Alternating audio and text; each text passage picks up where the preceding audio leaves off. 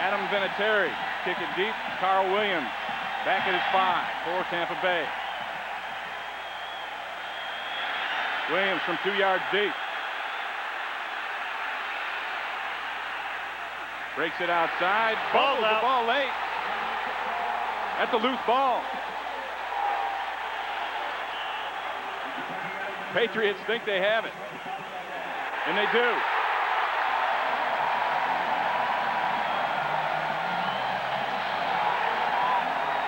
You know, everybody talks about the energy and emotion of opening day. And here's a perfect example of it right here. If you're the head coach, that's one of the nightmares you have, especially playing away. You go down on opening kickoff and you fumble the ball. Watch 25 Wiggum.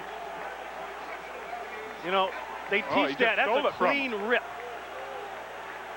Carl Williams getting his first shot really at being the guy on special teams as far as returning kicks. And that's just a great play by a guy who's played some very good special teams for the New England Patriots and Larry Wiggum. That's right. He went to the Pro Bowl in '97 as a special teams player. So the Patriots come up with the ball 1st and 10 at the Bucs 28-yard line. Ball. Nothing in the middle. Ahanatu waiting for him.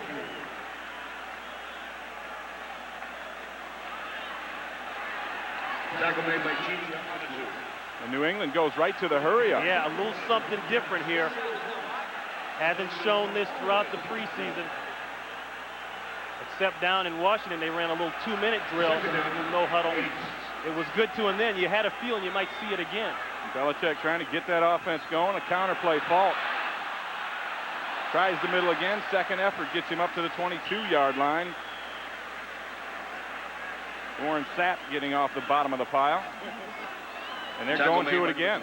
What's this do to you early in the game? Well, first of all, Ray, you know, on defense, you can't get the call in from the sideline. Look how late Tampa Bay is getting lined up.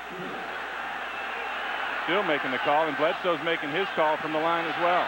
Big 3rd down, 3rd and 4. In fact, Tampa Bay is so confused, they had to call timeout. They blow one just so they don't have a mistake down here in the red zone.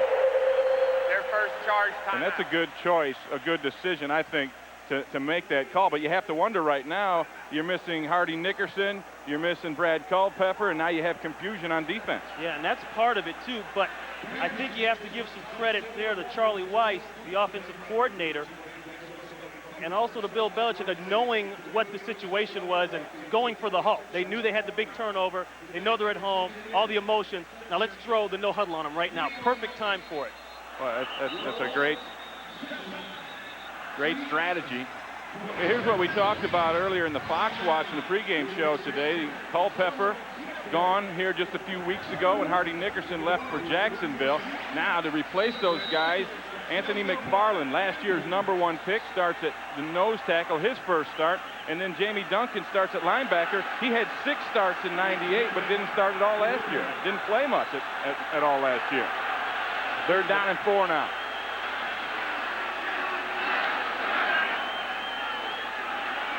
Bledsoe's first pass complete for the first down out to Terry Glenn.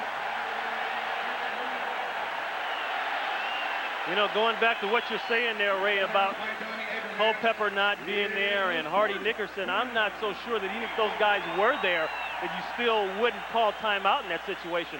You know, that's like walking around the corner and get hit with a baseball bat there. Yeah, you could burn one at that point. Right, the fumble, you know, then they come no huddle on you. There's a lot going on. But remember, the Bucs last year were 2nd in the NFL in red area defense.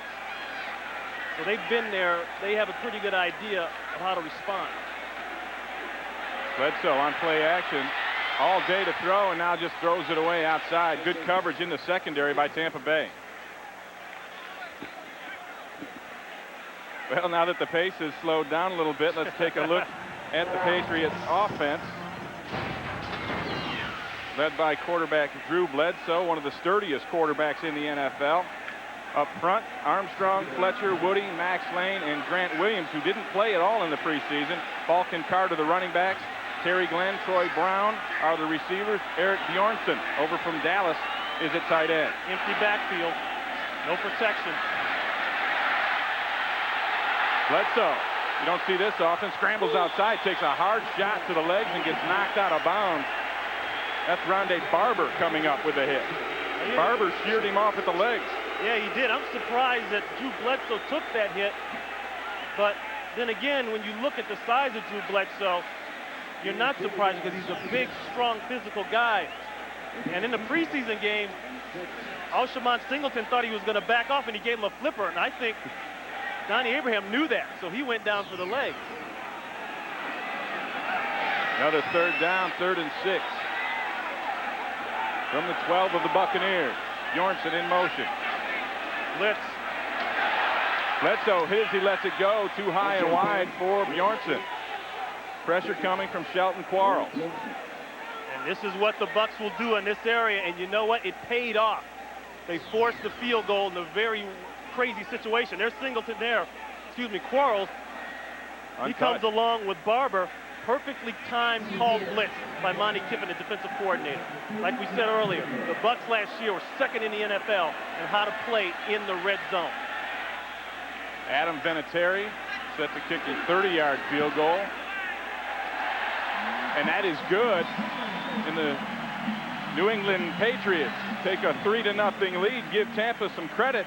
They held, didn't allow a touchdown. Brought to you by Southwest Airlines, proud sponsor of the NFL and official airline of the Super Bowl. And the home crowd is happy here as the New England Patriots forced a turnover on the opening kickoff of the season and cap it off with a 30-yard Vinatieri field goal to take a 3-0 lead, and Carl Williams will get another chance. We'll see about the truth. Vinatieri's kick to the goal line. Williams with room. Redeems himself to some extent up to the 33-yard line, a 33-yard return. Tackled by Tony George. Right now, let's take a look at the Tampa Bay Buccaneers offense, led by second-year quarterback Sean King. One of 2 rookies to lead a team to win a playoff game since 1970. Up front, Pete Pearson, Randall McDaniel, and Jeff Christie over from Minnesota. Middleton and Wunsch round out the right side. Warwick Dunn and Mike Allstott in the backfield. Keyshawn Johnson and Jaquez Green are the receivers. Dave Moore checks in at tight end, and there's Keyshawn. Going to be a big part of this offense, they hope. On first down, Dunn cuts back. Willie McGinnis hits him after a gain of 3. Patriots defense up front, led by Willie McGinnis, who just made that last play. Mitchell, Eaton, and Bobby Hamilton picked up from the Jets. Chris Slade, Andy Katzenmoyer getting the start today for Ted Johnson, and Teddy Bruschi, the other tight end. Langham and Law are the corners. DeBucky Jones and Lawyer Malloy are the safeties.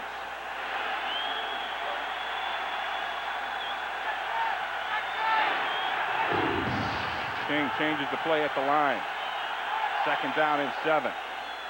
Allstott. 3 yards on the carry. A lot of questions for this Tampa Bay offense this year.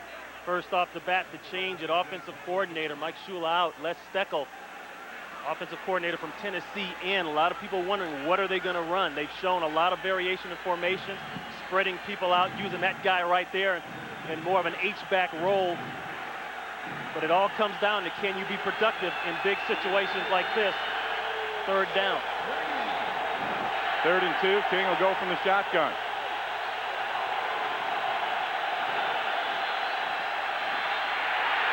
Dumps it outside.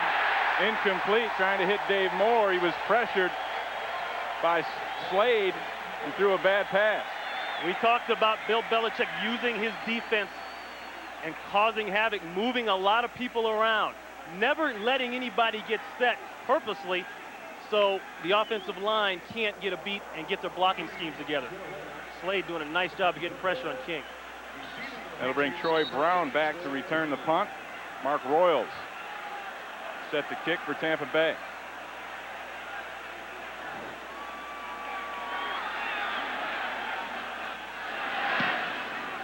Royals, a good high, deep kick. Brown from the 11. Got plenty of room to work with. Brown gets the corner. Look out. Brown up to midfield before he's knocked out of bounds by the punter, Mark Royals. Another big special teams play for the New England Patriots, a 40-yard return, and they'll start with the ball at the 50-yard line. When we come back, New England up 3-0.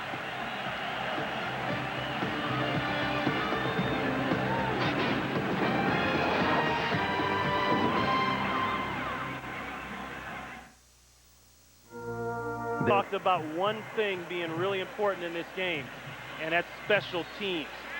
And so far, you've had a fumble on a kickoff that led to 3 points for the New England Patriots, and then a huge return here, and all that equates to is great field position. 40-yard return. Thank you, Troy Brown, as the Patriots begin at midfield. Falk in motion, empty backfield.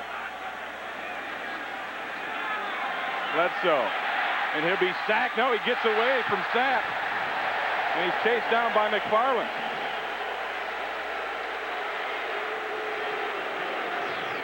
How do you get away from Warren Sapp? Warren Sapp is right here. Now he's going to get penetration. Watch this. This is Salih Asai at number 72. Talk about great awareness. Wow. He stops his block, goes back, and knocks Warren Sapp off of Drew Bledsoe. That's also a tribute to Bledsoe's size and strength. Great play by Asai, as Falk takes it for a yard or two on second down. Yeah, you look at Salih Asai, a guy they just picked up. Shows you some of that movement they've had in that offense. And they're still going in that hurry-up, no-huddle mode is New England.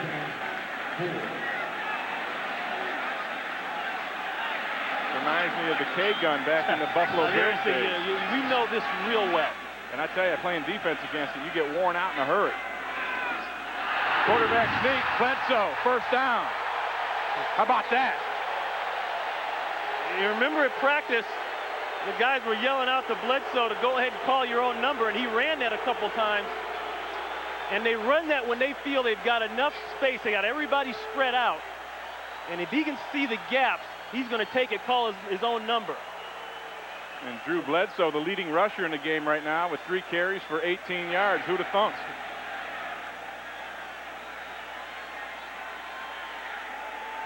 It's Jeff Triplett, our referee today. And there was a problem with headphones in the preseason game. And we'll find out what's going on. Tampa Bay. Sideline warning. Tampa Bay. The get-back coach isn't doing his job here on opening day. Yeah, Ray, this is so smart, though, I think, on behalf of the Patriots coaches. He said you lose a guy like Hardy Nickerson inside who's making all the calls, and another guy who's making a lot of calls in Brad Culpepper.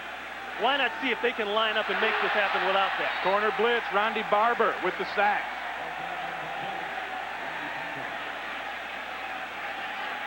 Monty Kiffin, the defensive coordinator, said, okay, if you're going to no-huddle me, I'm going to spring some surprises on you. Rondy Barber right there in the corner.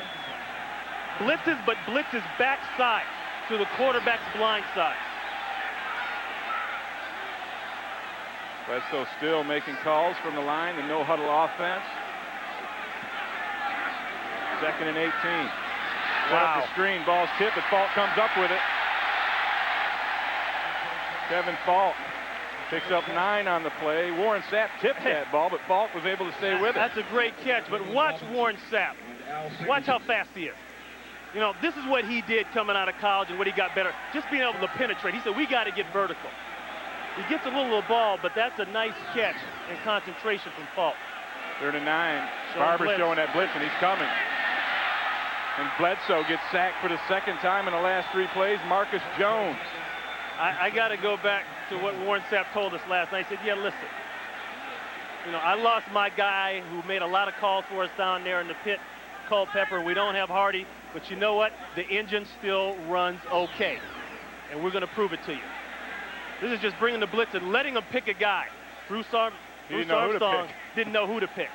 The left tackle, he's got to pick between Marcus Jones and the DB. He goes inside, gets the DB, and lets Jones go. So Lee Johnson will come out for his first punt of the 2000 season. Carl Williams standing back on his 10 to return.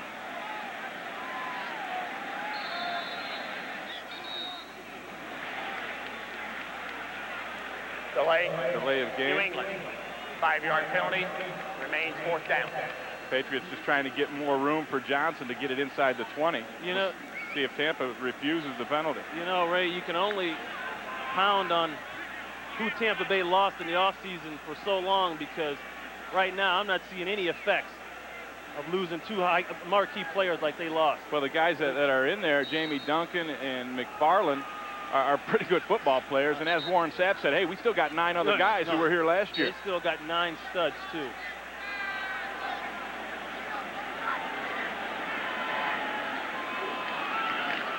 Johnson.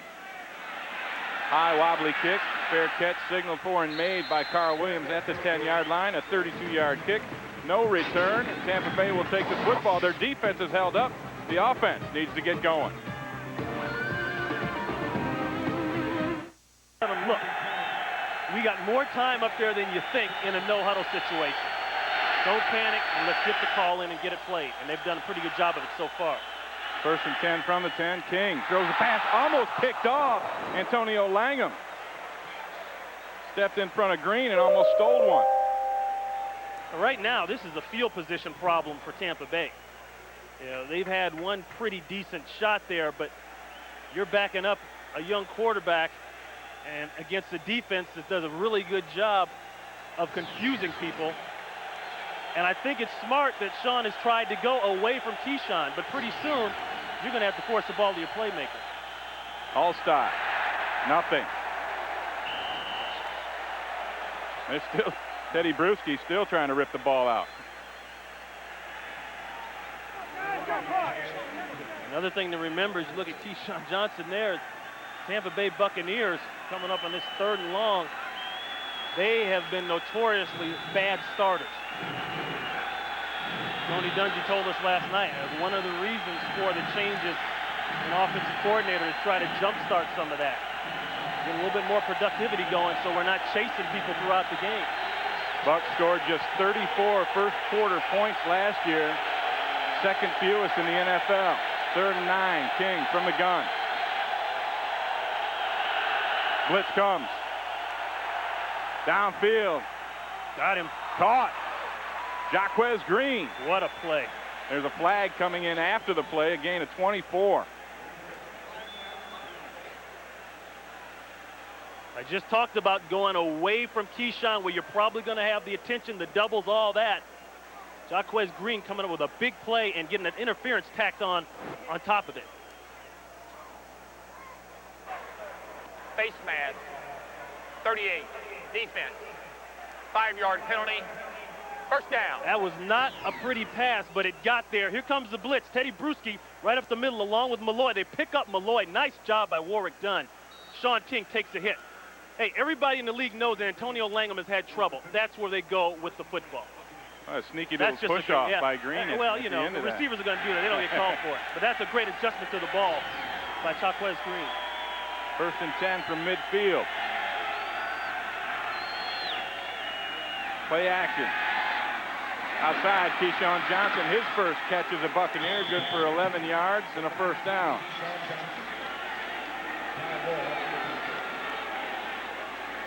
It's funny, last night, Keyshawn, we asked him, what kind of advice did you give Sean when you came down here? He said, I didn't tell him anything. He said, well, then again, I did tell him one thing.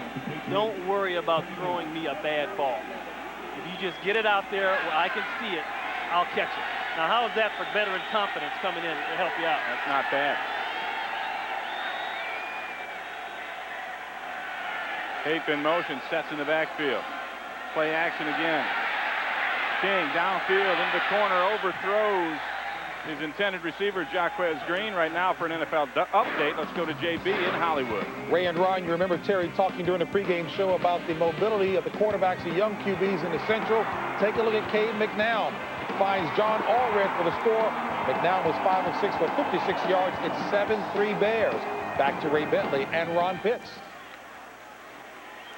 A lot of good young second-year quarterbacks in this league. It's going to be exciting for a long time coming watching them. And Sean King is one of them, and he faces a 2nd and 10 from New England's 39. Reverse. Toss. Here comes the reverse to Keyshawn. Willie McGinnis. Can't fool that veteran. This is the advantage of having versatility in your players. Willie McGinnis is a linebacker who came into this league, switched him to defensive line, but he plays like a linebacker. That's just great discipline of staying backside. The reverse went away. He didn't chase it. He stayed back and made a play. Kind of abused Sean King in the process. That's just good USC Trojan on USC Trojan right there. Third down, and Sean King's going to take the second Buccaneers timeout here with 4:19 to go in the first quarter. Tampa Bay driving, New England with a 3-0 lead.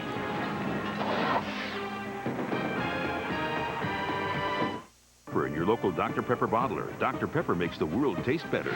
By Cadillac, the power of and, the fusion of design and technology. By Northwestern Mutual Financial Network, are you there yet? And by Visa, the preferred card of the NFL. Visa, it's everywhere NFL fans want to be. Well, one of the reasons that Tony Dungy brought Keyshawn Johnson into this lineup is to convert on third downs. You see the success Johnson's had in his career on third down. All right, and this is a perfect example. You've driven all the way down the field. You've made big plays and counterpunched well. Now you have to be able to move the chains as you approach the red area. Big 3rd and 7.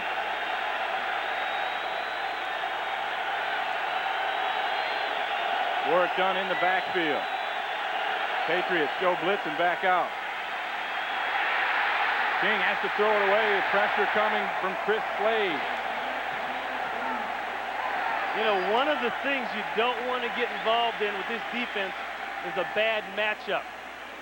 And they'll throw you some 43 defense, 4 down linemen, 3 linebackers. Then they'll give you some 3 down linemen, 4 linebackers. This is Slade on the outside. He's just working on Pearson. It just beats him around the corner. And there's been a problem there at that left tackle. Gruber retiring and Odom being hurt. The coverage is just great down the field. They got a little double there on Keyshawn. That's why Sean King had to look backside. Little bracket on Johnson, which he expected in 3rd down situation. Royals into punt again. Troy Brown. He ran for 40 on the first return. Set to return this one, but the flag comes out. Both start 58. Offense, 5-yard penalty. Remains 4th down.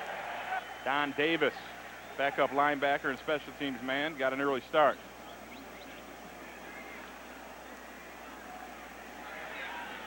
Royals has a 48-yard punt and a heck of a tackle.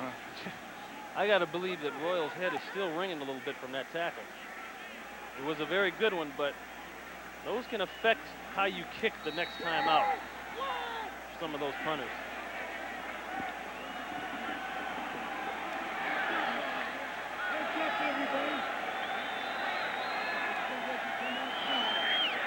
Royals hangs it high. Brown lets it go into the end zone for a touchback. And New England will take over on their own 20-yard line after a 41-yard punt, net of 21 for Mark Royal. It's been a defensive battle like we thought, but special teams have really played big for the New England Patriots. First off, the fumble there and the recovery in Bucs territory, then the huge return by Tony Brown. Give the Patriots great field position, but we go back to the Bucs defense, only 3-0 New England in spite of all that. Reverse, Brown. Brown with a seam. Look out. All the way down to the Buccaneers' 44-yard line, a 34-yard run. Brian Kelly finally catches up with Troy Brown. New England back into that no-huddle look, and you have a big play, and look at the Tampa Bay Buccaneers. Dragon. They're just walking around. They're trying to find out how to just... New England stays in the hurry-up. Falk hit immediately by Brooks. Loss of 1.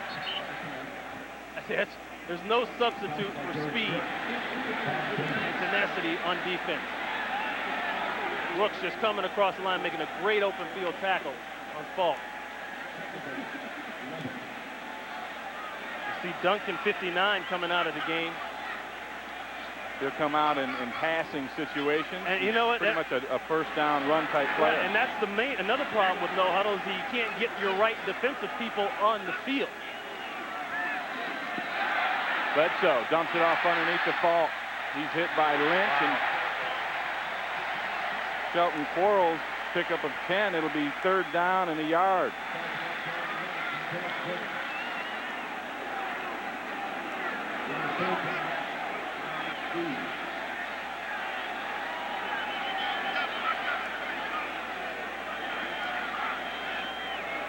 Bledsoe taking his time making this call. And that's the thing you have in this offense. No huddle, you have plenty of time if you line up at the line right after the play. Bledsoe back. He's going to be sacked. Pressure coming, and Warren Sapp gets him and hangs on this time. Warren Sapp said, you know, in the first quarter, I like to beat the crud out of the man across from me. And then later on, if I get that one big play, then I'm on. I'm off. Okay, I can get going. They tried to block him, and he wanted the guy in front of him to know. Max Lane said, you cannot block me, son. You will not be able to block me. And that time, Max Lane didn't block it. That said, all he needs is to strike the match, and the fire is burning. So it brings up a 4th and 8, and Lee Johnson's on to punt it to Carl Williams. This one traveling inside the 10. Takes a New England bounce, batted back into the field of play. No, it's going to be a touchback. And it is called a touchback. One of the players who touched it from New England apparently stepped into the end zone first. So a 43-yard kick turns out to be a 23-yard net for Lee Johnson. And Tampa Bay will start from the 20. Jeff Triplett. A member of the kicking team stepped in the end zone, then batted the ball back. That is a illegal first touch. Therefore, touchback, 1st and 10, Tampa Bay on the 20. The problem is Simmons established himself basically not in the field of play. Watch here. If any part of his body is in that end zone. Yeah, I think it was Wiggum. It was Wiggum who had his foot on the line. I don't know that his foot was on the line. Look at Wiggum on the, well, you can't see it from there, but yeah, 25, it wasn't Wiggum. Simmons, it was Wiggum. I don't know that his foot was on the line. And I think they're going to have a replay here. Well, I tell you, it was Wiggum whose foot was on the line, and he touched the ball as well as Brown. And that would be the right call if Wiggins' foot is on the line. He is now in the end zone. See the red flag in Bill Belichick's hand. New England has challenged the ruling on the field. It was an illegal touch and a touchback. So we have our first replay challenge. And here's Wiggum, 25. Now, if his left foot right there is on that line. Well, his right foot is for sure. And if he is the first to touch this ball, the person to bat it back over, then that would be an illegal touch and a touchback. Yeah, I think it clearly is. Right. That there is clear. And also, you know, both of them seem to touch it at the same time, but I think Wiggum was clearly over the line, or on the line. Here's another look, the high bounce. It looks from there like his foot is on the line. Yeah, his right foot was definitely on the goal line. Here, watch this one. Right there. Yeah. Both feet penetrated the end zone. Both feet are in. His left foot hit the line here, and now that foot is in. He is established as in the end zone. Now, if he is the first person to touch it and knock it back, even though he makes a clean play, it doesn't matter because he is in the end zone player. It is a touchback. He has to be in the field of play when he touches that ball. And the ball has to be in the field of play. Jeff Triplett taking a look at it, and what we're talking about here is field position, 20 yards, 15 yards. Really, Tampa Bay will either be backed up inside their 5-yard line, or they'll take the ball from the 20, depending on the call that Jeff Triplett will make after looking at these replays. And, you know, the thing is here is that has to be totally conclusive. Now, for our replay zero, we saw it was totally conclusive, I think, that he was in the end zone. I agree with you 100%. I think this will be a touchback. After reviewing the play, the ruling on the field stands. It is a touchback. Number 25 of New England touched the goal line and batted the ball back. Even though 81 also, who did not touch in the end zone, touched the ball, it is still a touchback. New England is charged a timeout. Yeah, there's another problem, Ray. They touched that ball simultaneously. If Simmons can touch it first, that would have been a great play. Right, and a good hustle play by both of them, but Wiggum got his foot across the line. You see him hugging Lee Johnson. Sorry, dog. Try not to do that next time. I just messed with your average a little bit there, but you know. So New England loses the timeout on that deal. They have one left.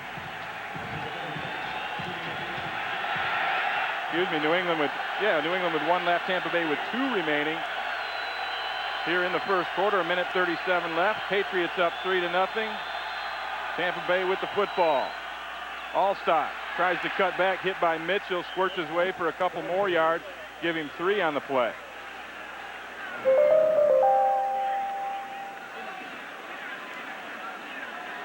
It's funny, coaches can talk about new things they want to do in the offseason. They talked about spreading Allstott out and doing this and that. I think when it comes down to it, you go back to what you know best, and the Bucs last couple series have gotten back to Allstott up the gut, what they know best. But I got a feeling we're going to see a play action here soon. Allstott behind King again on 2nd and 6. Green goes in motion.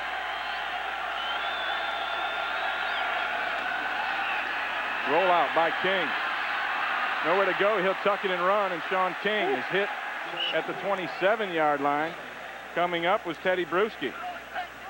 Boy, there's great coverage downfield. You know, and it's not man-to-man. It's not always going to be that great matchup with Ty Law. Here, Keyshawn Johnson's working on the safety. And this just is a zone coverage. Look at Ted Johnson. He's actually looking up Keyshawn from the line of scrimmage out, giving an offense different forms of double coverage. There just isn't a corner and a safety doubling. You can double with linebackers. You can double with defensive ends. You can double guys from anywhere on the field if you know what you're doing. 3rd and 2. Allstott, first down. Chris Slade makes the tackle along with Bucky Jones. His defensive struggle.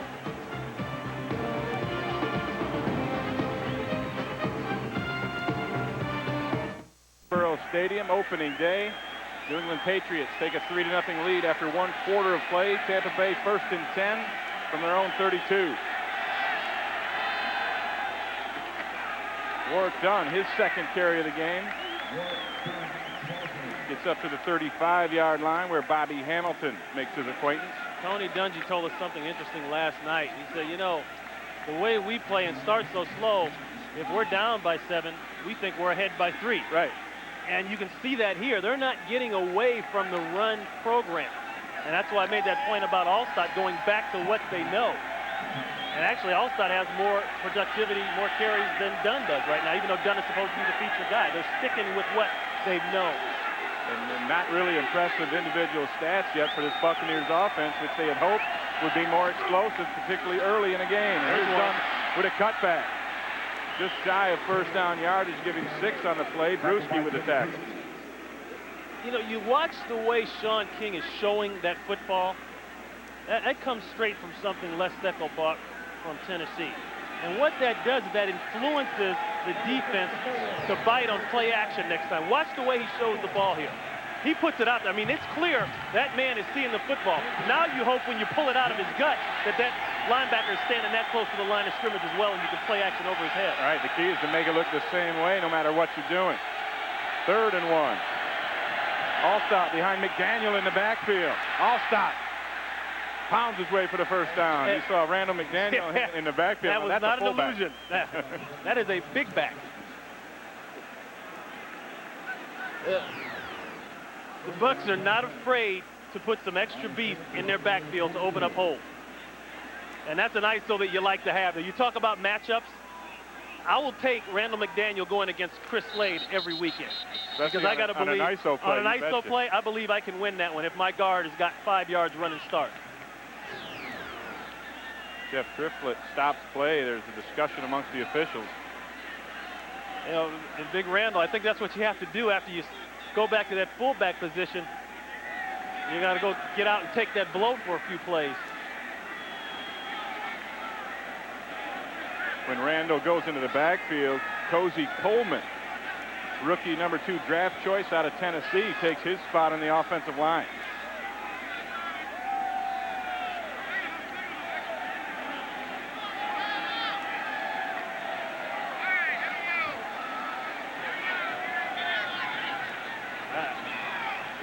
I'm not sure I know what all that was about, Well, but it looked good. Apparently they got it straightened out and didn't feel the need to tell us about it. That's not the first time that's happened. No. First down and 10, Dunn in the backfield behind King. Haight in motion. Work done, trying the outside. And he's caught from behind by Mitchell.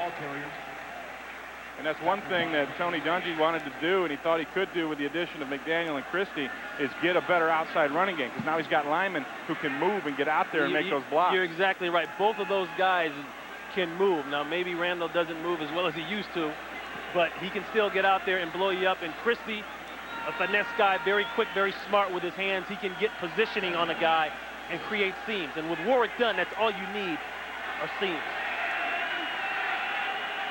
Dunn stays in on 2nd and 6. Johnson to the top. Play action. There's Keyshawn coming across wide open. He makes the catch. Keyshawn Johnson up to the 26-yard line where he's thrown out of bounds. He wants a flag and gets it. 26 yards on the play plus the penalty. Keyshawn plays with a lot of energy.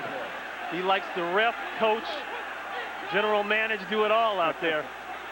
That's going to be a 15er, I think. Remember we were talking about the play action. Sean King showing the football and hopes to suck up the linebackers. Personal foul. 34 defense. Unnecessary roughness. Half the distance. First down. To Bucky Jones trying to send a message to Keyshawn, but let's go back to this great play. Watch the way Sean King shows you the ball, and you see what it did to Ted Johnson. It froze him. If he stays back, he might be able to get a shot and slow down the timing, disrupt the timing of Keyshawn Johnson. Teddy Bruschi the same way. These two guys should be back. But that play action, showing the ball like we talked about, helps make that play work. Jaquez Green gets the corner on Law. Wow. Hey, you know what? Jaquez Green can fly. Because I know Ty Law can run. And he just kind of did the Barney Rubble skirt on the outside to him.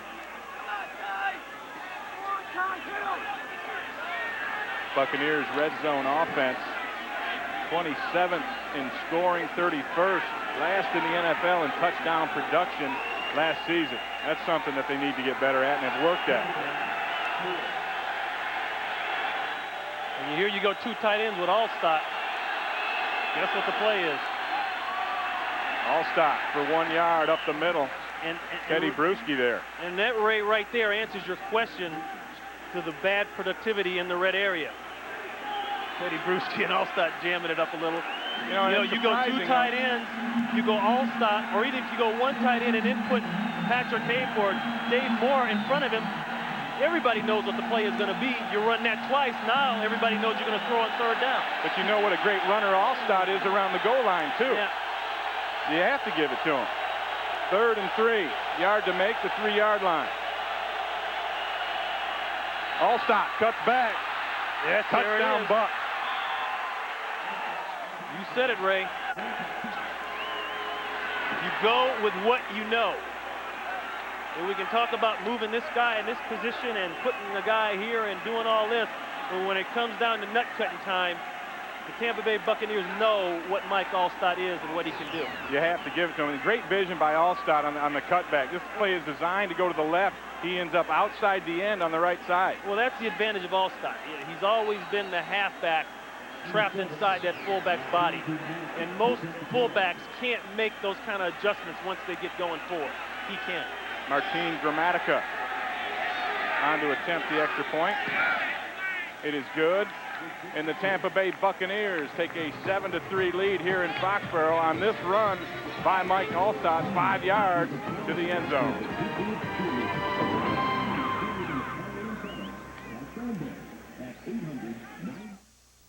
By the United States Marine Corps, the change is forever. By Bud Light, for the great taste that won't fill you up and never let you down, make it a Bud Light. And by Avaya, communication without boundaries. Bill Belichick talking to Willie McGinnis there. Willie kind of went upfield, thought he had the bootleg on Sean King. He just ended up with a boot. And the Bucs ended up with 6. Great drive by the Buccaneers. 11 plays, 80 yards, almost 6 minutes. Capped off by that 5-yard all-stop touchdown run. Gramatica kicks it deep. This is Kevin Falk. Falk with a seam. He's got 4.4 speed. Wow. All the way up to the 47-yard line by Falk. A 40-yard return. And good field position for Tampa Bay, or for New England when we come back. Which of the The following? run, watch the block here by Dave Moore, and then McGinnis kind of takes himself upfield. He thinks Sean King has a football. Bam, right there. And another great block on the line, Jerry Wunsch. Watch this. You want to talk about getting pancaked? That's a maul. He just takes Bobby Hamilton and destroys it. Special teams give New England good field position again. Ball marked at the 46. Falk in motion, no backs. Bledsoe. Nowhere to go with it, and he'll be sacked by Steve White. And you know what? You give that credit to the defensive backs. That's a coverage sack. And the deal and the word on Drew Bledsoe is make him hold the football. And that's with any quarterback in the NFL, but if you can make him hold the football. Taking a look at Brian Kelly here, working on Terry Grin. Not much of a route there. I don't know if they were on the same page or. Falk breaks a couple of tackles. John Lynch wraps him up. Gain of 4 on the play. That was the 4th sack by Tampa Bay here in the first half. That last one by Steve White. Warren Sapp said we need to get vertical. That's all we're concerned about. We're not going to try to run as many games as we have run before. Without Culpepper, we can't do it right yet, but now we can get up the field. 3rd down, dumped off to Falk, and he will be stopped by Derek Brooks, and the Patriots will have to punt. And the Boo Birds come out now. All the talk has been about, well, where is Tampa Bay's offense going to go? But the New England Patriots offense has had some serious question marks. And the productivity it had today, as you can see, somebody's checking out the paper whether see if the New England offense can get going. Well, that Patriots offense has just 7 yards via the air here so far. And what they've gotten, 3 points, has been off some great plays and special teams and great field position. Carl Williams back to field. The Johnson punt. Signals for the fair catch and makes it right at the 9-yard line. That's where the Buccaneers will take over. They went 80 yards in their last drive. They'll have to go 81 this time. 8:55 left here in the first half. Buccaneers defense has been dominant. They're on offense now. You see the starting position has been all New England. That's what's keeping them in this thing right now. Dunn. Stopped for a loss. Penetration from Henry Thomas. Ty Law in the mix as well. You talked about that. Tampa Bay's defense has just been slapping New England's offense around. And one of the problems in that offense for New England has been in the offensive line. You got 4 sacks already. They are all over Drew Bledsoe. Yeah, 10 pass attempts. And Bledsoe's only gotten 6 passes off. 40% of the time he drops back to throw, he's getting sacked. And that's been the problem around here for quite a while. 2nd and 9. Dunn squirts through. Picks up 6 on the play. I love to hear this talk about, well, Warwick Dunn, not really an inside runner. Maybe we'll try to run him outside more. Warwick Dunn can run anywhere. And now you've got some guys up front that know how to give him those little seams that he can fit through and make things happen. I don't think anybody in the NFL, now that Barry Sanders is out, is harder to tackle in the open field than he is. Dunn with 6 carries, 23 yards. 3rd and 3. Keyshawn Johnson in motion. King rolls out, whips it to Johnson, incomplete. Good coverage by Langham. Boy, that's a tough play there. You're going to roll to the short side of the field, and I know what the thinking was to just get the first down, make a quick throw. See, Ty Law isn't even matched up with Keyshawn. He's going on the other side. That's Antonio Langham. Nice play by Langham. Right. 3 and out for the Bucs. Mark Royals on to punt. Troy Brown standing at his own 38-yard line.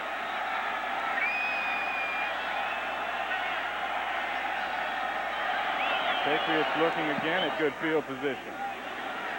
High, hanging punt. Brown to the 35. Brown. He's going to go. He's gone. 65 yards, no flag, touchdown New England.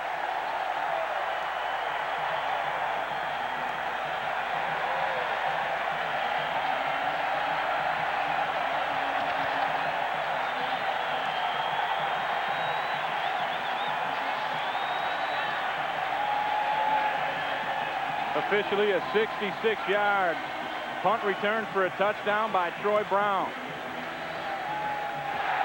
Well, if there's one phase in training camp that the Patriots worked on extra hard, it's paying off now. It's special teams. Whenever they've been just about down and can't make a play on offense, special teams seems to always put them back in it. Brown averaged 10.7 per return last year. That's going way up as Vinatieri adds the extra point, and New England recaptures the lead 10-7 here over the Buccaneers on this Troy Brown punt return for a touchdown.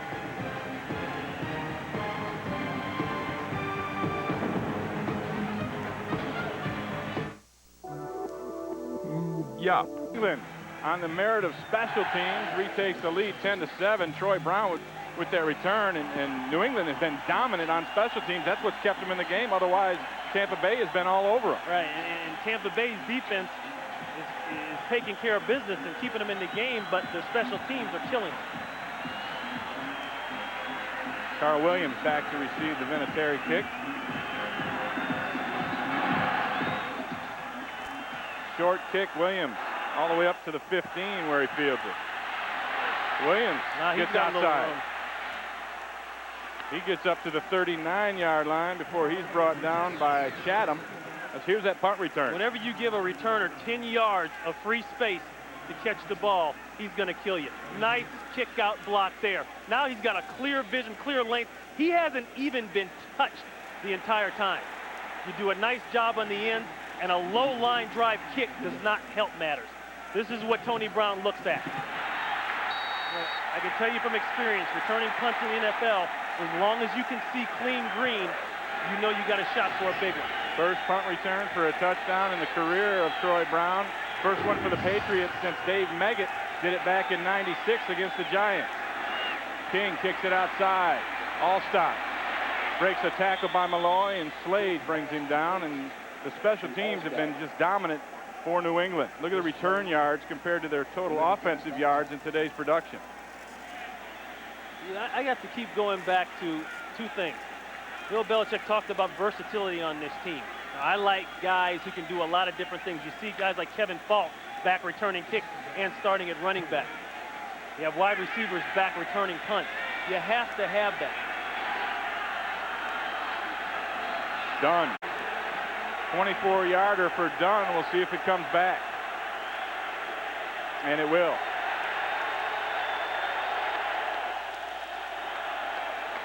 The Buccaneers. Holding, number 19, offense. Keyshawn. 10-yard penalty, remains second down. You know, they say whenever you have a big run by a running back on the outside, you got a great block on the outside. And one of the things that Ty Law said, look, Keyshawn holds every play. And I asked him if he would go to the official before the game and say, watch Keyshawn. He said, no, I'm not going to do that because invariably they'll call it on me, but that time they got it. And the other thing, he said Keyshawn will go to him, and you saw Keyshawn afterwards trying to make a case. That wasn't holding. Sometimes it's not always good to bring that awareness up that there's going to be holding involved. Yeah, don't say the H word to the official.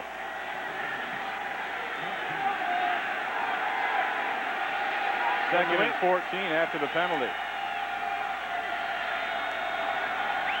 King from the gun.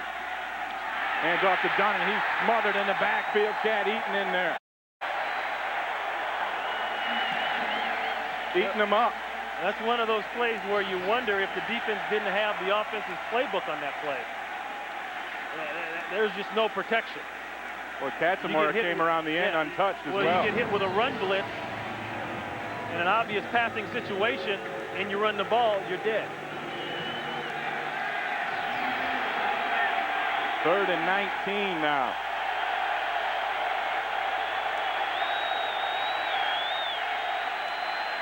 King with time, zips it outside, complete to Keyshawn, first down, Buccaneers.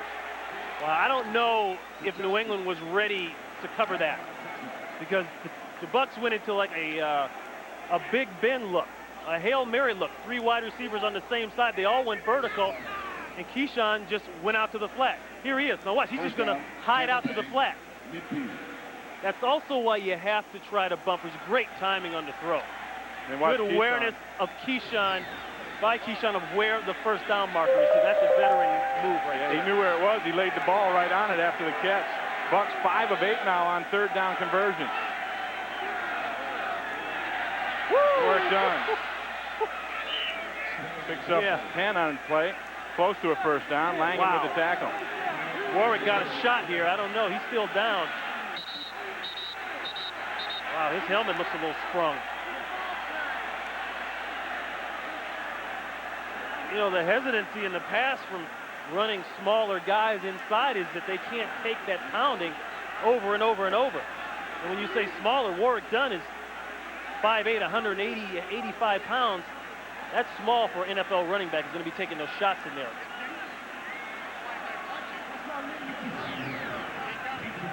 Watch the size of the hole he gets through here. Watch how small it is. You believe that? Just squirts through. When Langham came over and put a good shot on him. And this is why, for good backs, you just need seams. I can't believe he got through there. Talk about getting yourself thin. Langham took a shot, too. Yeah, I think it's one of them helmet-to-helmet shots right there. No, I think Lawyer Malloy got him on the way down. Well, he took 2 shots.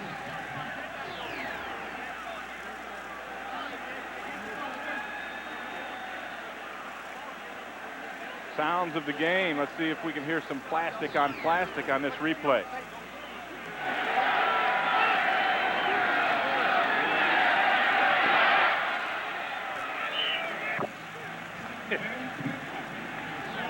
You might be right, Ray. Maybe Langham did get him a little bit. I think they both got him. And you see Warwick Dunn kind of moving that neck around, making sure everything's still there. Well, you know, in this offense here, if Les Steckel's going to run this anywhere near the way he ran Tennessee's offense, you're looking at Eddie George, a much smaller, compact version, of course. More trying to make sure his tongue is still in his mouth, too. He came up just shy of the first down, so it'll be 2nd and inches from the New England 41, and the Buccaneers got another good drive going. 4 plays. 20 yards thus far. And you know, this has been 2nd and 1. You're in enemy territory, so to speak, for the offense. This traditionally has been waist down territory. This is when offenses have taken that shot downtown. I don't know if they'll do it, but Allstott checks in for Dunn at the running back spot, dodges one man and picks up the first down. Hit by Treddy Bruschi.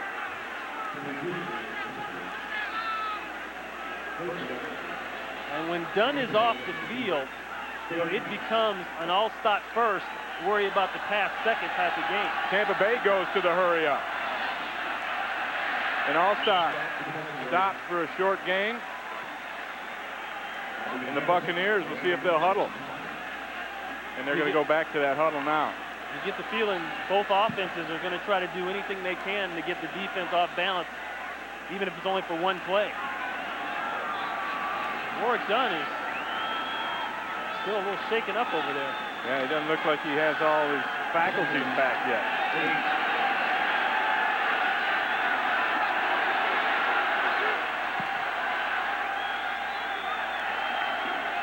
Play action. King throws it up for Johnson. Incomplete. You know, if they wanted to get T. Law on one, they might have got him on that one. And you see Keyshawn letting him know. Those two guys, they got a lot of respect for each other. Played in the Pro Bowl against each other, played against each other here in the division for so many years. Watch T. Law kind of grab a... Oh, you just take his hands off that their was legs. A good one by, that was a good one by Keyshawn. He got me on that one. Those receivers, I tell you. Yeah, you said they were actually co-MVPs in the Pro Bowl in 1998 were Johnson and Law. And here's the matchup today. That's not much of a matchup. Pretty so even-handed thus far, yeah. And now the Buccaneers take a timeout, facing 3rd down and 8. They have 1 timeout remaining with 3:32 left here in the first half.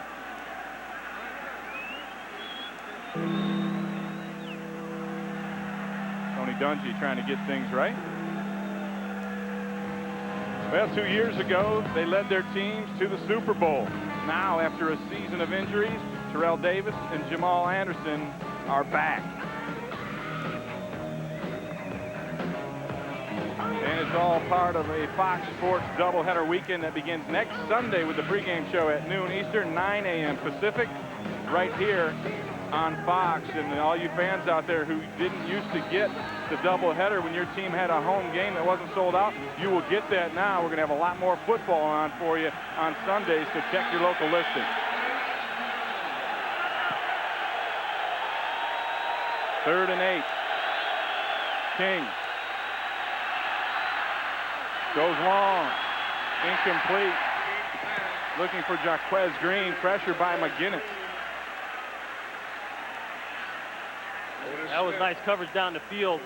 Keyshawn Johnson was dragging across the middle of the field, very shallow. And the one way you prevent that is to take a shot at him. And they took a shot at him. You can see him there. Good job, Go too far.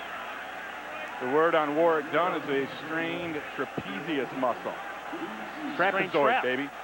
That's up there by your neck. That's the one that makes your neck look real big. Royals backs this one up inside the 10-yard line. Down there by Shelton Quarles. And New England will finally start in a hole. They've had great field position up until now. This time they'll start backed up at their own 8-yard line. We talked about Keyshawn coming across that inside. When a guy goes in there, you've got to try to get something on him. Great job by Bucky Jones. That's just enough, believe it or not, to throw on King, look elsewhere. We talked a lot about that in the pregame show. Sean King is going to have that ability to look away from Keyshawn and get some other people involved. So far today, I think he's done that. Rutledge in motion. Play action, actually a handoff, draw play to Falk, nowhere to go, and that Bucs defense continues to be dominant. Warren Sapp. Hey, look, you got a problem when you're playing against Warren Sapp. See, Warren Sapp, he's got that engine going. He strikes that match. You know, he's talking about that. And he said, we all have to talk more. Now that we don't have the same people here as we had last year that may be talking, everybody else has got to step up a little bit more. And you know, it's hard to run when the defensive linemen are in your backfield consistently. On 2nd and 11, Bledsoe wings it outside, complete to Terry Glenn, but Brooks is right there. You know what? They can't block Warren Sapp. And he told us that last night. I'm going to make sure they know that they can't block me. Working on Anderson. He works on Anderson, but he gets a chip from Falk, and he doesn't get the sack. But you know what? He makes Drew Bledsoe get rid of that ball about a second earlier than he wants to. 3rd down and 8, and the clock is counting down towards the 2-minute warning, and that's where the Patriots will let it run.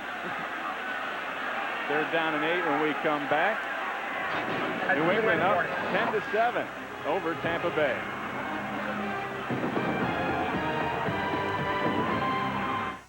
We'll have scores and highlights from around the league here on opening day. Plus, our Fox Sports ticker will have up to the second stats coming up on the Visa halftime report as Falk takes the pass short of the first down, brought down by Brian Kelly. Once again, pressure on Drew Bledsoe.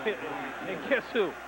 You know, Warren Sapp is just making a living of driving the guard into Drew Bledsoe and Jason Anderson. I mean, come on. What more can you ask Drew Bledsoe to do? He's got to try to ward off Warren Sapp, get rid of him. And as long as you have that, you will always be able to create havoc for offensive people. And Warren Sapp said, he doesn't like to run the stunts, and the reason is because he can beat the man on him. Right. Why bother running around? Let's just go vertical. He said stunts are for guys that can't get upfield. He said, baby, I can get upfield. But he did admit that with Brad Culpepper there, he learned how to stunt and how stunts can help you play better. You don't always have to, beat the tar to the guy in front of you to get to the quarterback. And getting to the quarterback is what it's about. Plus, it set up other players, too, particularly when Sapp begins to draw those double teams, the chips, and those things. And the key there is now McFarland has to be able to draw double teams. He's got to be as much of a force as Sapp is becoming. Johnson back to punt. Carl Williams standing at the 40. Takes it at the 39. He's got room. Williams, a 10-yard return up to midfield. And special teams has been accounting for all of New England's points thus far. Opening kickoff, fumble forced by Wiggum, recovered by Serwanga. They got 3 points out of that, and here's the Troy Brown touchdown return on the punt. Yeah, but in spite of all those great plays, the Bucs are still only 3 points behind. And that has to do with great defensive play. As you look at Rod Marinelli, the defensive line coach, talking to Sapp and McFarland, has to do with great defensive play and poor offensive play and lack of run game by the New England Patriots. Bucs with no timeout, 1:38 left on the clock, 50 yards to pay dirt. King dumps it off to Abdullah, and he is brought down immediately by Andy Katzamoyer. Abdullah in the game because Warwick Dunn out with that injured neck.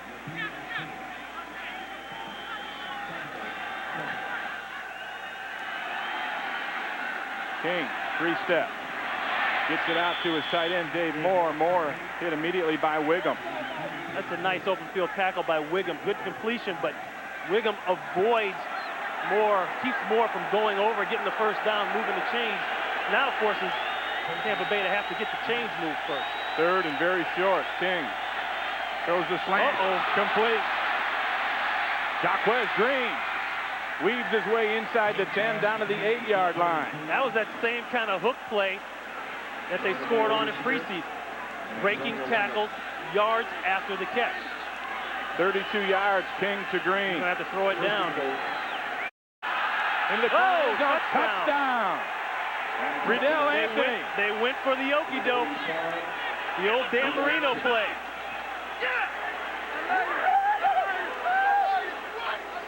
You see, Sean King got the ball, and he got down low like he was going to throw it, popped up. What a play. Faked to kill the clock and killed the Patriots. And that'll drive Belichick crazy. Sean King's first touchdown pass of the new season, 8 yards to Riddell Anthony. I like that chance there, though. Take a shot and take it on a fade route. Gramatica correct with the extra point, and the Buccaneers take the lead now 14-10 with 31 seconds left here in the first half. Two pass plays, get close to the first down, and then you have the big tackle breaker, the yards after the catch. This is the play that Jaquez Green missed tackle right there, takes a chance. DB takes a chance. Langham. And this is Langham takes a chance. This is a nice run after the catch. Now watch Sean King on this play. He's got to sell that it's just a throwdown. Look at this. Look at the DB. Oh, they fell asleep. They're just standing there.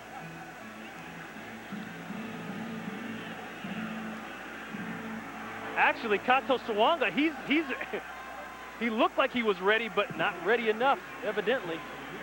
You know, it was a nice throw anyway. It was a great throw. That was going to be a tough play even if you were playing on him. He's standing up. He looked like he was there, but...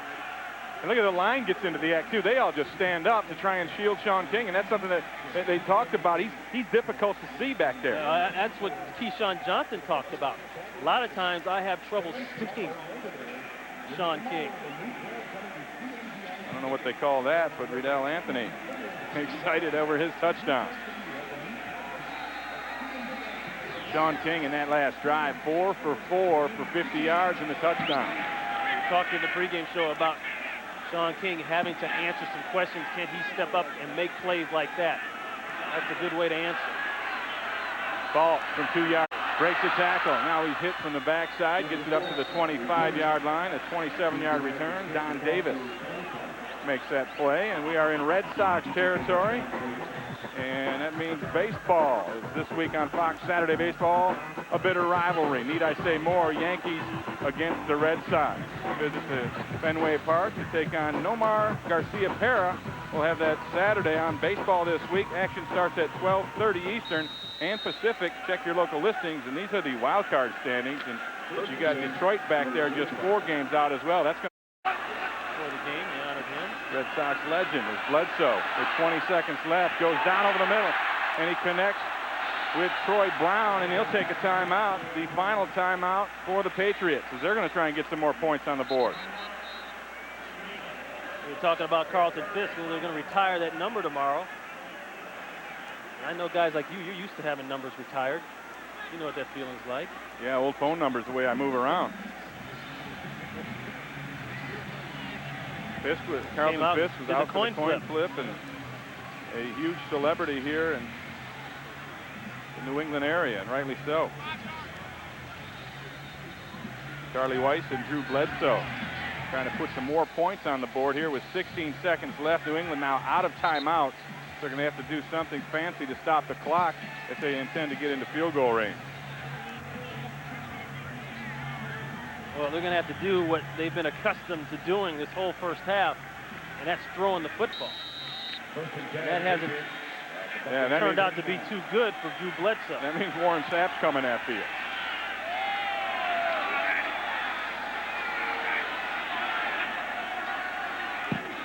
Bledsoe over the middle to Brown again, and Brown fights his way up to the 37, and Patriots hustle to the line. They're going to have to kill the clock. Maybe they'll try the same thing. A field goal it's going to be a long one, too. 2 seconds left, downs it, and it's going to be a 55-yarder approximately for Adam Vinatieri, and, who has a career long of 55. Yeah, he only tried 2 last year and made 1. In 50-plus yards. A 51-yarder was his longest last year. Looks like they'll spot the ball right on the 45, making it a 55-yarder. The officials reset the play clock. And here we go, 55 yards from Adam Vinatieri, a cousin of Evel Knievel. The daredevil kick.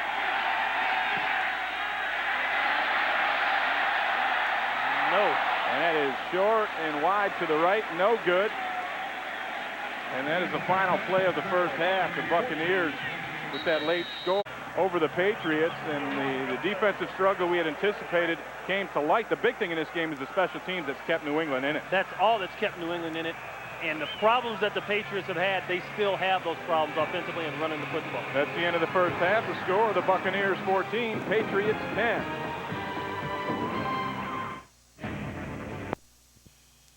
Ruffled a few feathers. Cute car. Thanks.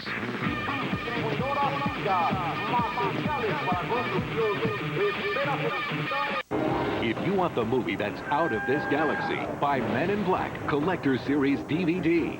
We'll take it from here. See production art and storyboards. Hear behind-the-scenes commentary by the director and star. You doing fine, Ace? When you buy the Men in Black limited edition, you get even more extras.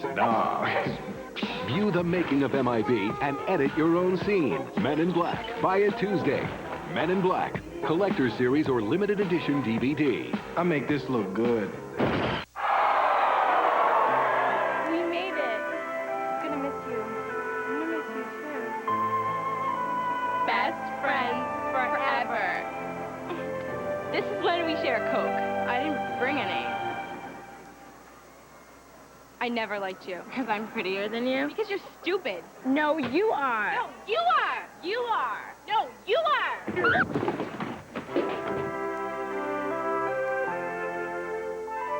This telecast is copyrighted by the NFL for the private use of our audience. Any other use of this telecast or of any pictures, descriptions, or accounts of the game without the NFL's consent is prohibited. Next week, it's a Fox NFL Sunday doubleheader beginning with Terry, Howie, JB, and Chris on America's favorite pregame show. Then Cade McNown and the Bears take on the Buccaneers, followed by the Rams battle against the Seahawks, plus other regional matchups, all right here on Fox, starting at noon Eastern, 9 Pacific, next Sunday. 1st and 10, Bledsoe to the air, chased down again, throws this one away, almost intercepted. Quarles. Shelton Quarles with the pressure, and it's a different Buccaneer. It seems the consistent factor is Warren Sapp, but everyone else is getting into the act as well. They are, and that's what good defenses do, and that's what the Bucs defense has to do, especially this year. Like a lot of good defenses, Bucs like to slide to one side and then blitz off that backside. Bledsoe talked about it yesterday. He just got caught with it. Ball for 6. That Patriot offensive line is something that was really uncertain. They had 7 guys with knee injuries at the start of training camp. Got some of them back, not others, but right now it's a patchwork mix, and they're really having troubles against this Buccaneers D-line. And Bill Belichick has not been afraid to change it up. That's been a good thing and a bad thing for protection purposes, but I believe him when he says we won't know until the 3rd week what we are, because it's looking like that right now. 3rd and 3, Bledsoe has to pull it back down, and now he gets hit as he dumps it incomplete. McFarland with the pressure this time. And once again, make Drew Bledsoe have to hold the football. If you can get him off his rhythm, off his timing, watch the white shirts. You know, they talk about having 3 seconds to throw the football. That's no joke, folks. It's exactly 3 seconds, and that means that ball has to be gone. The Bucs defensive line is dominating. You can't say it any other way. I don't care who they have or don't have. They're just flat out getting it done. Lee Johnson on to punt this one deep. Carl Williams back at his 35.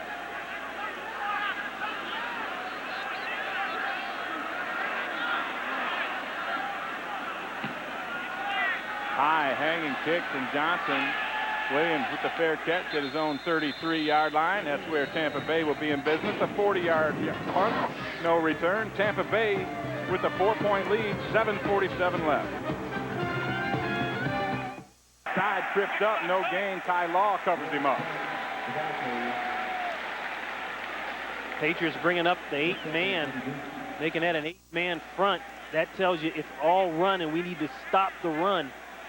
Doing a nice job of bouncing Warrick Dunn outside. Like I say, the faster that Warrick Dunn can get inside, the faster he can hurt you. You keep all good running backs running sideways. Ball got kicked. Jeff Triplett resets it. And the Bucs are ready to go on 2nd and 11. Allstott out in the slot. Draw play to Dunn. He works his way for a couple of yards up to the 35-yard line. Chris Slade in on that tackle. Trying to work that running game, the Buccaneers, behind that revamped offensive line. They have 90 yards rushing so far on the day. The leader is Allstott with 45.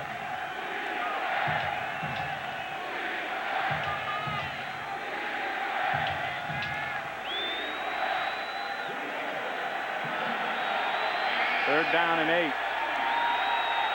Sean King 0 of 3 here in the second half.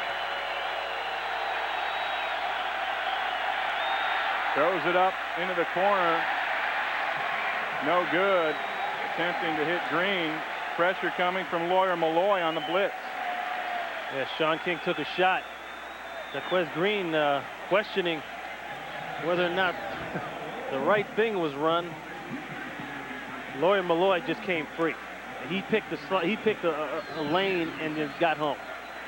You know, Chris Collingsworth at halftime talked about the Bucs pulling away this half. Well, if they're going to make that pull, I think it's going to have to happen this quarter and real soon.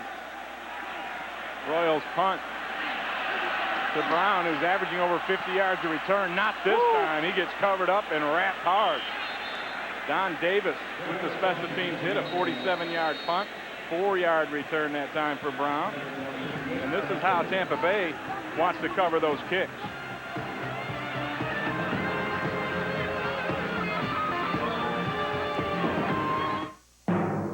Brought to you by Southwest Airlines, proud sponsor of the NFL and official airline of the Super Bowl. By Coors Light, proud partner of the John Wayne Cancer Institute in their search for a cure. By PSINet, the Internet super carrier. And by Mitsubishi Motors, makers of the 2001 Montero. Wake up and drive. The Minutemen taking a break over on the sideline as Bledsoe goes play action. He's chased again. More pressure on Drew Bledsoe, and this Bucs defense has just been dominant. Look at the passing by zone. Bledsoe hasn't been able to throw the ball downfield. He got one pass, see right 15 here. yards or longer. And a lot of that is the pressure we talked about with Warren Sapp and Jones and Hanatu and all those guys getting to the quarterback. But another part of that are the linebackers doing a pretty good job in intermediate areas of covering people up along with the secondary. And they've shut down Terry Glenn so far Shut today. him He has completely 2 down. grabs for 9 yards so far. Reverse, Brown. See, The speed of the Buccaneers defense. McFarland was out there containing it, and White came in and made the tackle. And that's what I meant by what I said earlier about they're going to have to come with something different, some kind of trickery to move the ball down the field. Now, defense has got a lot of speed. The first thing you try to do is redirect them, get them to over-pursue. That's what this is about. It's not even close. Look at all the white shirts there. Speed kills. There is no substitute for it. And everybody is trying to get draft, free agency, whatever, get more speed on the field. 3rd and 13. Bledsoe steps up into the pocket, dumps it out to Fault.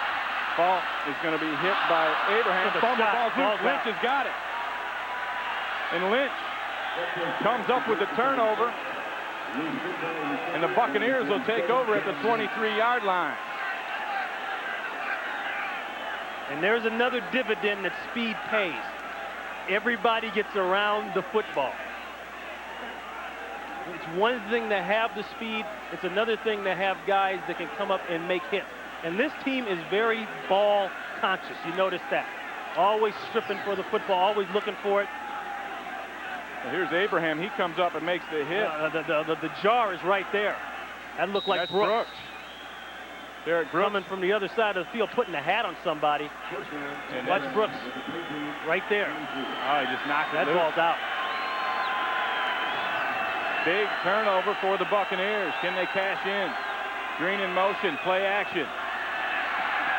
King nowhere to throw it. Breaks the tackle. Now he's got some room. Stumbles his way up inside the 15. You know, Sean King is a good athlete, a great athlete. Now, he's not known as a runner, but he can get out of the pocket. He can avoid, like he did there, and buy some time and make something out of nothing.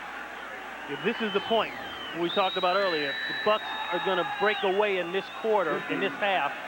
This is the time to do it. The turnover, deep in their territory, this is where you have to take advantage of it. The scramble good enough for a first down, 1st and 10 from the 15 of New England.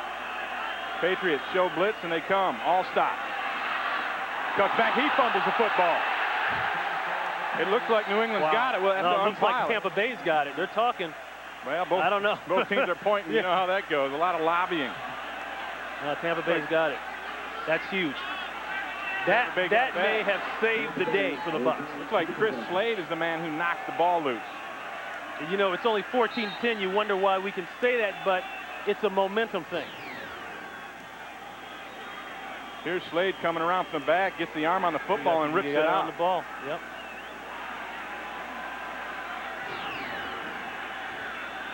Allstott had made the nice cut, the cuts we've seen him make so many times before.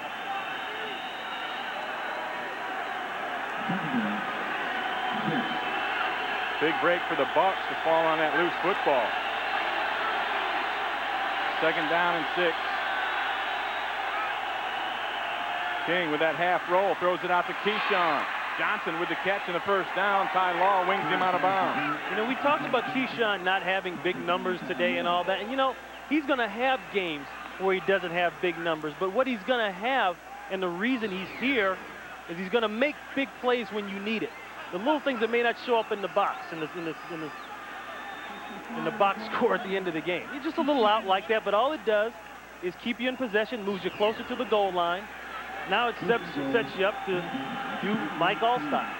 Johnson is the leading receiver today for Tampa Bay. 4 grabs, 64 yards. First and goal on the 3. McDaniel in the backfield at fullback. Allstott follows his block, bucks it outside. Touchdown, Tampa Bay. Isn't it amazing? You know who's going to get the ball down there, and they still don't stop it. And that's a called credit to execution. Allstott's ability to run to any hole regardless of where he lines up. I mean, he's got that vision. Yeah, he's got the vision like a halfback to bounce. Watch here. When he gets the ball, he's already looking outside. Now he can run lateral and maintain his speed. A lot of guys are dead. A lot of good halfbacks are dead when they go lateral. He can do that. And, of course, it helps to have great blocking on that side.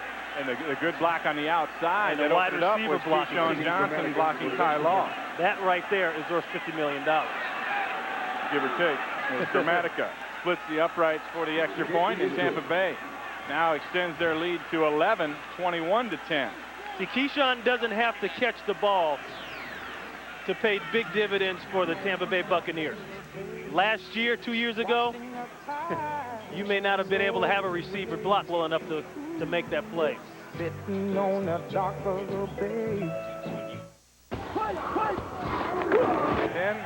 4-play drive. Allstott caps it off. The Bucs 3 for 3 with touchdowns in the red zone. Drastically improved as Allstott scores his second touchdown. The big thing that set it up, though, was the fumble recovered by Lynch, forced by Derek Brooks. And another thing that set it up is Keyshawn Johnson making 2 plays that may not seem big, but they moved you a little closer, and then a nice block in the end zone to help Allstott get in. Falk on the return. Changes direction and now gets bottled up at the 24-yard line. Yeah, coming up this fall, a new series. Emmy Award winner David E. Kelly, the creator of The Practice, and Ally McBeal, brings you his newest series, Boston Public, coming right at you this fall on Fox. And that should be a big hit around here, if only for the name. A reason to watch. He'll like it. Yeah, he looked like he liked about anything. I don't know what that pain is all about, but that can't be good for the skin. I'm not so sure that's the most important thing on his mind right now. I think that 21-10 Not score. a big skin guy. So the Patriots need to dig out of this hole here late in the third quarter. Bledsoe to the air, pump, throws it, almost picked off. Rondé Barber had great coverage on Terry Glenn. And that brings up another interesting question for Patriots fans is, where are your weapons on offense? You know, if you can get Terry Glenn out of the game, and that hasn't proven to be too hard here today, who else have they got to go to that can hurt you? There really isn't anybody.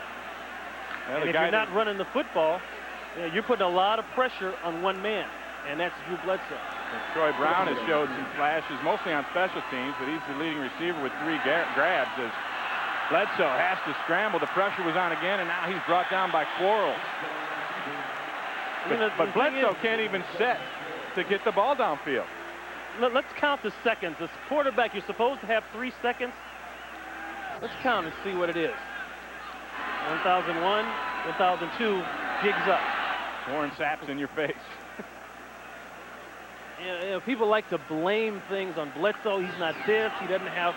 He's not the guy in the stretch in big games, and a baloney, man. He doesn't have a supporting cast. Maybe in the past he had a little, especially in Super Bowl year, but he doesn't now. 3rd and 2. Inside, first down. Lynch makes a big hit, but Falk carries him. Actually, Carter carries him for the first down. You know what? That's one of Ronnie Lott's Woolix right there. And John Lynch can give it to you. John Lynch, he's one of those big guys that can get low and drive through. He didn't avoid the first down, but I tell you what, Tony Carter's going to know what hit him the last time. He'll remember that one. First and 10, fumble by Bledsoe. He gets on it. Take a loss of 3. And this is where New England is in the mode, the pass mode now. Usually teams that can run the ball and have balance get into that mode when they're down 21-10, but they've been in this mode from the first play. And it's kind of all been disguised and overshadowed by the great special teams help they've had, but now that's done with.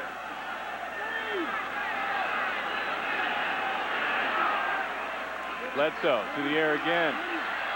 Throws it inside, caught incomplete by Troy Brown right now. Let's head to the Fox Network Center in Los Angeles. Here's JB. All right, Ray, take a look at Cade McNown, a guy you heard Terry talk an awful lot about during the pregame show. A laser pass, this one to Marcus Robinson. Pinpoint play, 48-yard touchdown strike. It is now 20-16 Chicago. Back to Ray and Ron. First of all, I love the black shoes, JB. I know you do too, but that was all Marcus Robinson. That guy is a stud. 3rd and 5, corner blitz from Barber. Gets there late, it's knocked away. Holding. Bjornsson couldn't hang on to it. There is a flag in the backfield, holding against New England, and that'll be declined.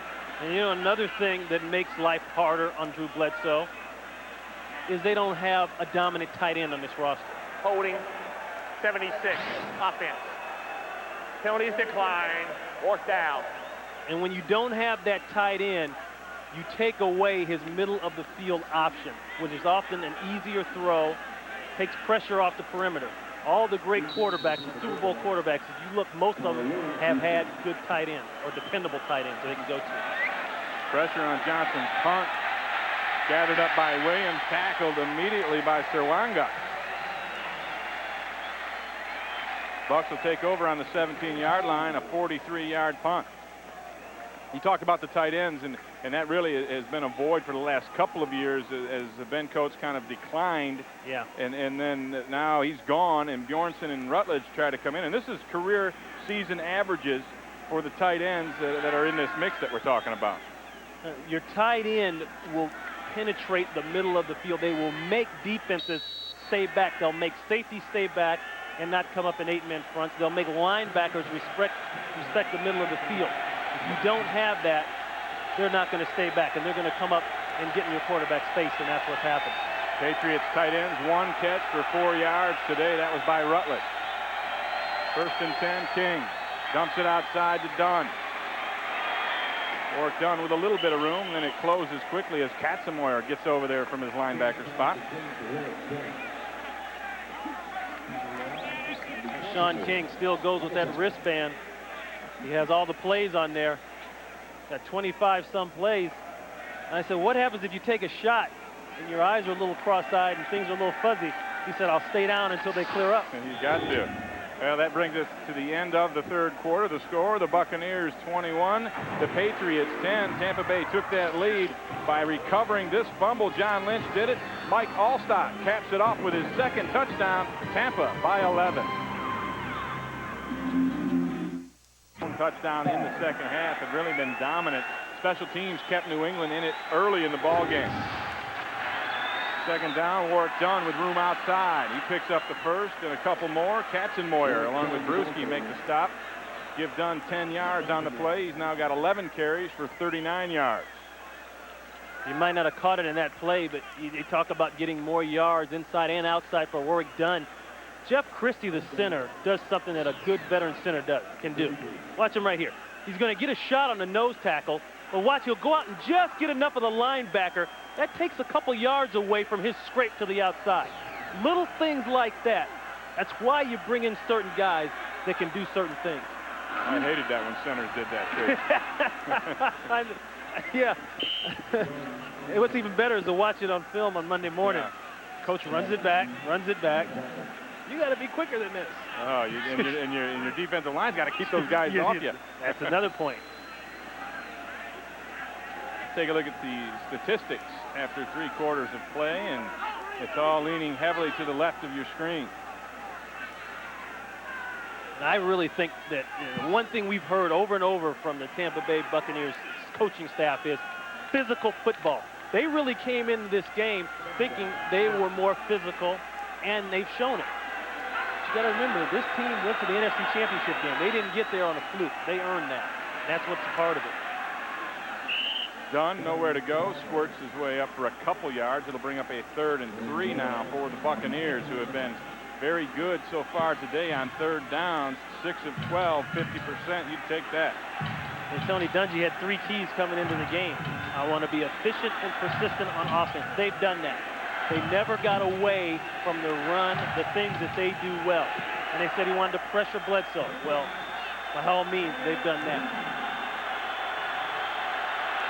Three receivers to the top. Keyshawn Johnson out the widest. Sean King changing the play.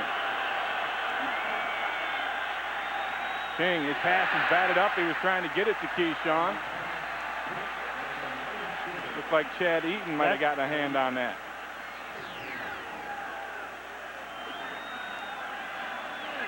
You can see here from Sean King's vantage point, you know, that's where, once again, not to knock Sean, but that's where those taller quarterbacks have a little bit of an advantage. Be able to sidestep a little bit or make that throw over an outstretched hand. Yeah, and give Eaton credit. I think he played a pretty decent game. He sure has.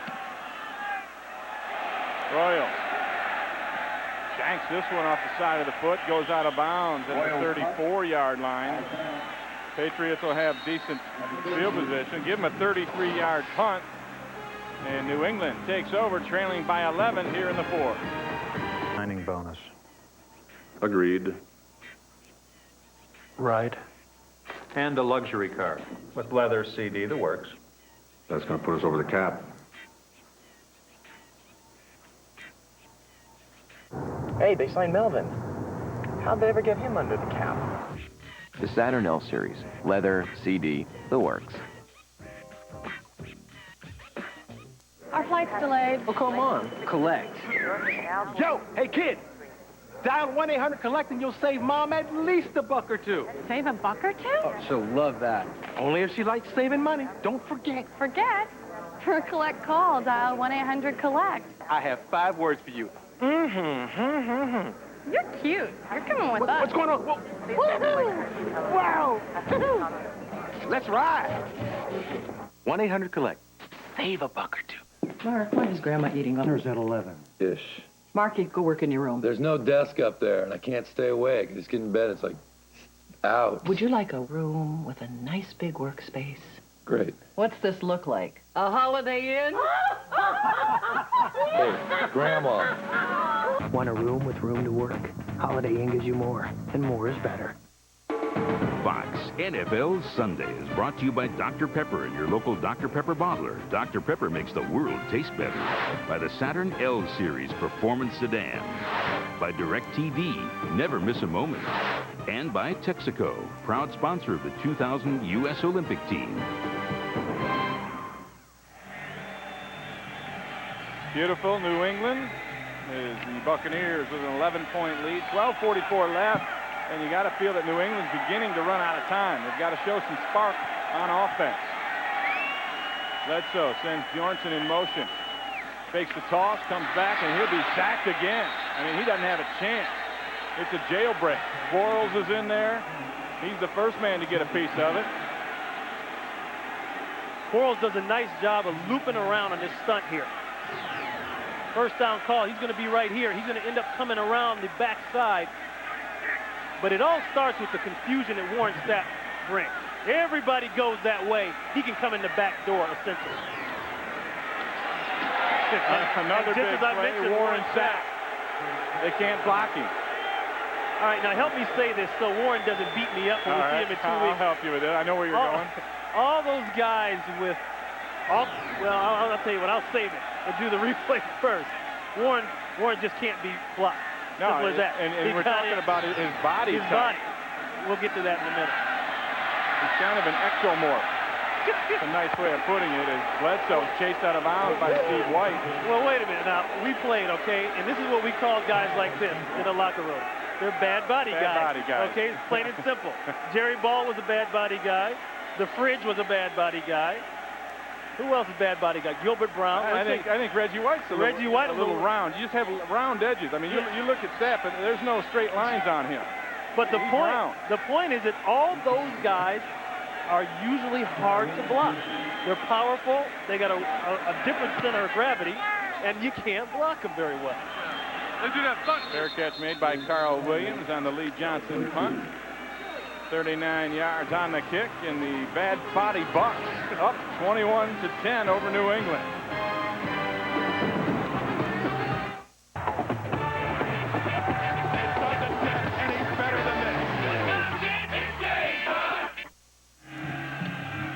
Red Sox fans in the house as this week's on Fox Saturday Baseball. The classic bitter rivalry is renewed.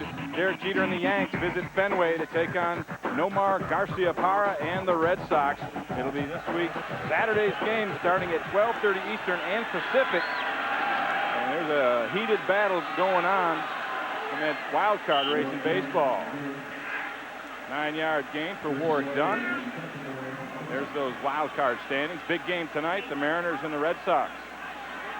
And I know Detroit, the Tigers are in that mix because my son follows them avidly, and I think they're 4 games out in this wild card deal. And if he follows, you follow. You got to. You got to be able to talk to him. Being that you're the coach now. Yeah, exactly. 2nd and 1.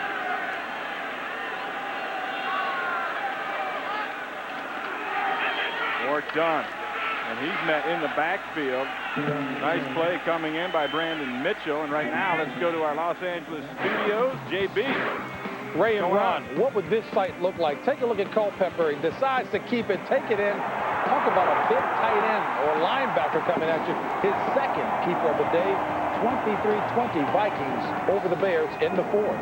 Back to Ray and Ron. JB's got that right. That is a big sight. And I tell you, that Central Division, there's some players in that. That's going to be one that comes down to the wire. Dante Culpepper's all 266, too. 3rd and 2. All-stop behind McDaniel, and he is beat up by Slade with the penetration and Malloy with the blitz. I got to be honest, I don't understand those last 2 plays called. 2nd and 1, that would be a case where I wouldn't run Warwick Dunn inside. I think I would give that to all-stop. And this one here, a little further out, I think everybody knows where it's coming now. Yeah, they've showed it several times. New England said, we know what you're going to do. It's time to really counter off of that. So the Patriots defense stiffens, forces the punt. Royal on to kick it back to Troy Brown. Brown been the one highlight for the Patriots today. And they'll have to fair catch this one right at the 20-yard line. 42-yard kick, no return. And the Patriots will try to get back into it. They trail by 11. At Foxborough, Drew Bledsoe has been harried and harassed the entire ball game. Trying to get something going with 9:25 left. Trails by 11. He goes right to the shotgun on 1st and 10. And he'll be swarmed under again. Now he dumps it out to Falk. Kevin Falk up near the 1st down. Singleton makes the tackle. Let me tell you, this guy here has been harassed so much. If I were him, I'd go get a lawyer. This is all in just in the 2nd half. I mean, you could get arrested for some of the things they're doing to Drew Bledsoe. And you know, it's not just Sapp. It's been Jones, it's Ahanachi there. Yeah, he's been sacked 5 times, 4 in the 1st half. As the flag comes out on this completed pass out to Terry Glenn. Bledsoe has been under duress the entire afternoon.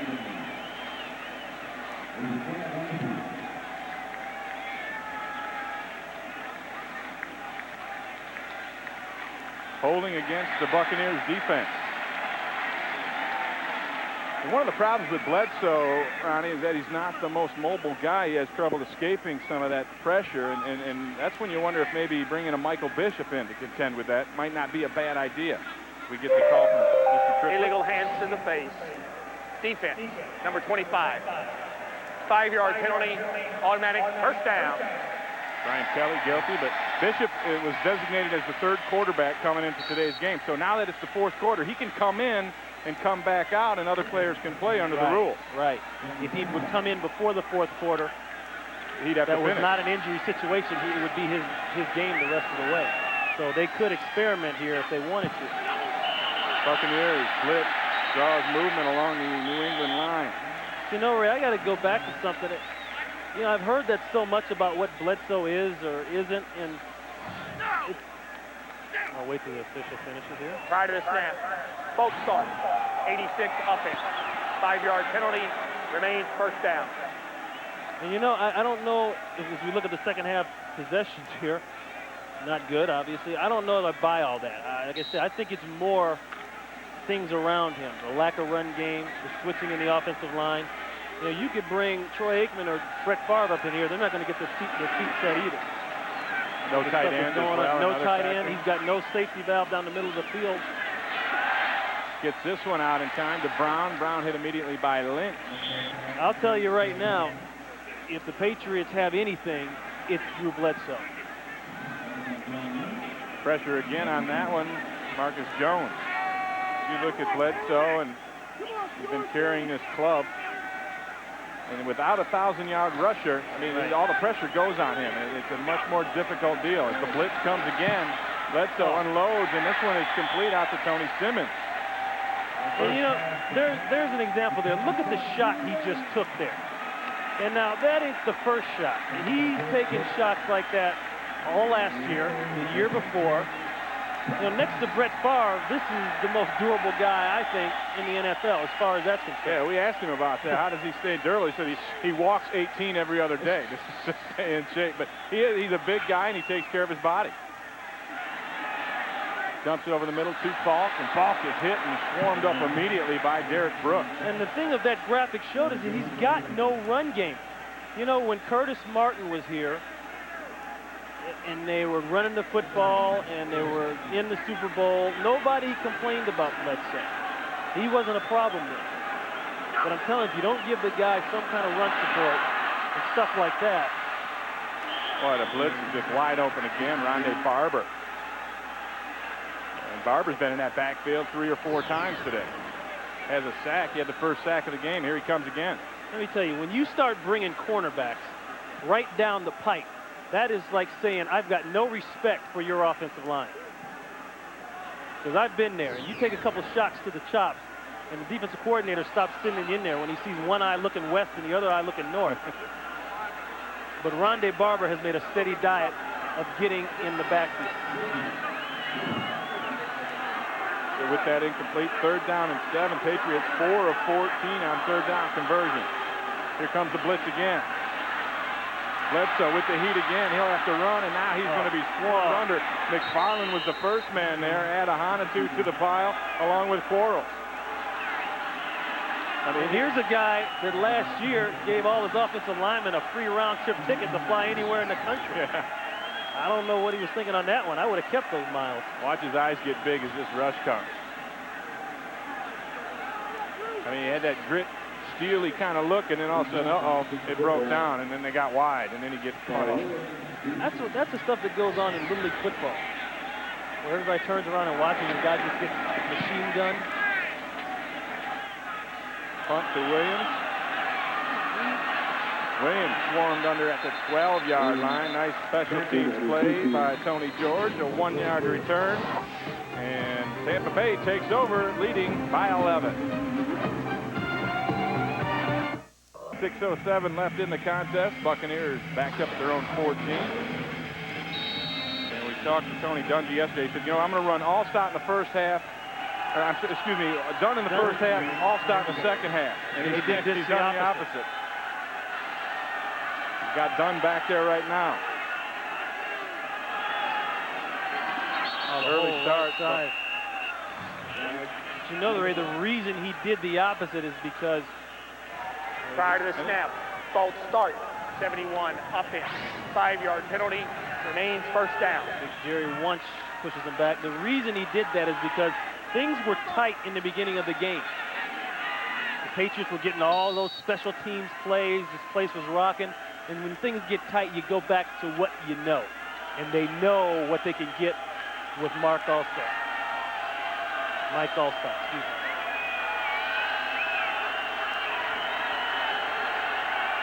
Allstott flank out. Warwick Dunn stands on his own goal line. Blitz comes. Ted Johnson shoots through. Ted Bruschi. Bruschi makes the tackle, getting to the 10-yard line. Well. Hey, don't be afraid of the step. That's it. Stand up. Right here. Brad Culpepper and the Bucs defense had plenty of success last season, finishing as the NFC's top-rated defense. But next week, he'll line up across from his old mates as a member of the Chicago Bears. It's all part of a Fox Sports doubleheader weekend. Begins next Sunday with the pregame at noon Eastern, 9 a.m. Pacific, right here on Fox. And that'll be a great matchup. Culpepper going against his old boys. 2nd and 13, and King slides up for a short gain. And, you know, Warren Sapp and Brad Culpepper were very close. Yeah. I mean, they were very tight, played together for all 6 years. And it's interesting, they've only talked once since Culpepper got released. Yeah, you know, Warren admitted, I went into that militant mode after the release of Culpepper. He said, hey, here's a guy that taught me how to run stunts and taught me how good games can be down there. And for 5 years, we did a lot of damage. So he had to kind of redirect his thoughts and get back on playing football. They're down to 9. Bucs spread it out. King dumps it underneath. Complete. Close to the first down. Carl Williams with the catch. It looks like he's going to be a yard short, and the Bucs will have to punt it away. Yeah, that's actually a very key series there for Tampa Bay in the regard that you're backed up. You make a mistake here, give up 6 points, 7 points. Now you're looking at 21-17 ball game. It's a whole different deal. Well, they still have to worry about Troy Brown returning a punt. He's already brought in one to the house as the Patriots use up a timeout, their first timeout of the second half. You know, Sean King really impressed me today. And they're getting into a little discussion over there. Look like there with Keyshawn. Yeah. Well, you know, the whole thing was okay. We've got Keyshawn Johnson. We've got some help up front in the offensive line.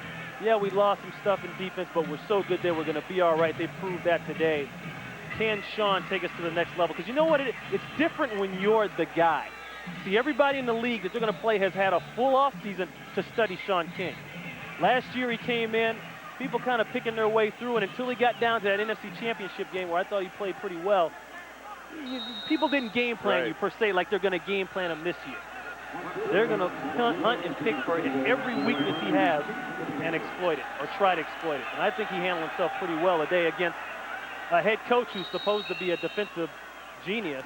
Yeah, and I think a good defense as Tampa Bay takes a timeout of problems in the special team alignment. They didn't have enough men out there as Carl Williams now trots onto the field.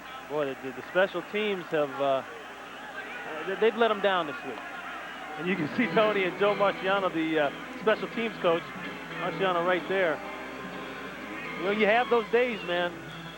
And they say when you go on the road in the NFL, you pack 2 things, defense and special teams. Thank goodness they packed a couple extra underwear for the defense. They did.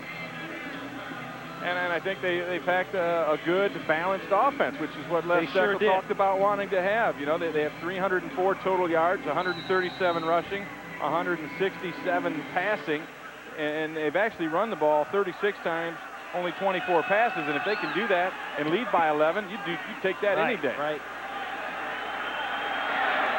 Brown breaks one tackle, breaks another, and gets it up to the 40-yard line where New England will have decent field position. Brown has a great feel for returning punts. 49-yard kick, 11-yard return, and yeah, he's outstanding. Just like Desmond Howard has that feel. Can't do it as a wide receiver, but for some reason, he can do it in that phase of the game.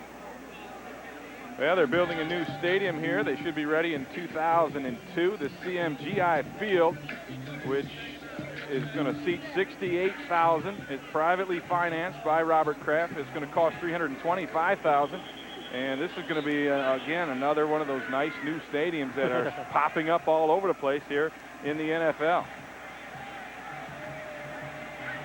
Do the animation, and there's the work right now. You can see there's a lot of work left to be done. They showed a lot of houses there in the background. I don't see those yet, either. Yeah. I guess that's on the way. They'll be springing up once that thing is done. First and 10 from the 40. 5 receivers in the mix for Bledsoe. Rolls out, half roll, hooks up with Brown, and Brown will get 6 yards before Shelton Quarles gets him. But you haven't seen Bledsoe throw it downfield. Well, first of all, he doesn't have the time to throw it downfield. Next thing is, the Buccaneers defense is set up to play you short. Okay, they got 2 deep. They're going to have these 2 safeties right back here. They're splitting the field in half, and they're going to put 5 underneath. They're going to make it hard to get balls down there because they're going to jam receivers at the line of scrimmage and play physical there. Great catch by Eric Bjornson. His first grab of the day, good for 13. Second grab by tight end.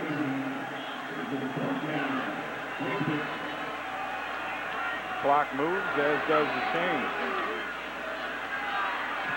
Bledsoe over the middle again to Bjornsson. Isn't it amazing? And we got to be honest here. Tampa Bay is feathering off. They're giving up a little, but they're not going to give the deep ball right now. Still, that tight end is a guy you have to have in your offensive arsenal. That's 39.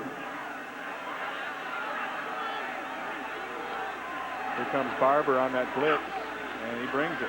And he's untouched again. Pitch Bledsoe. He ties it up. It could be caught. Touchdown, Terry Glenn.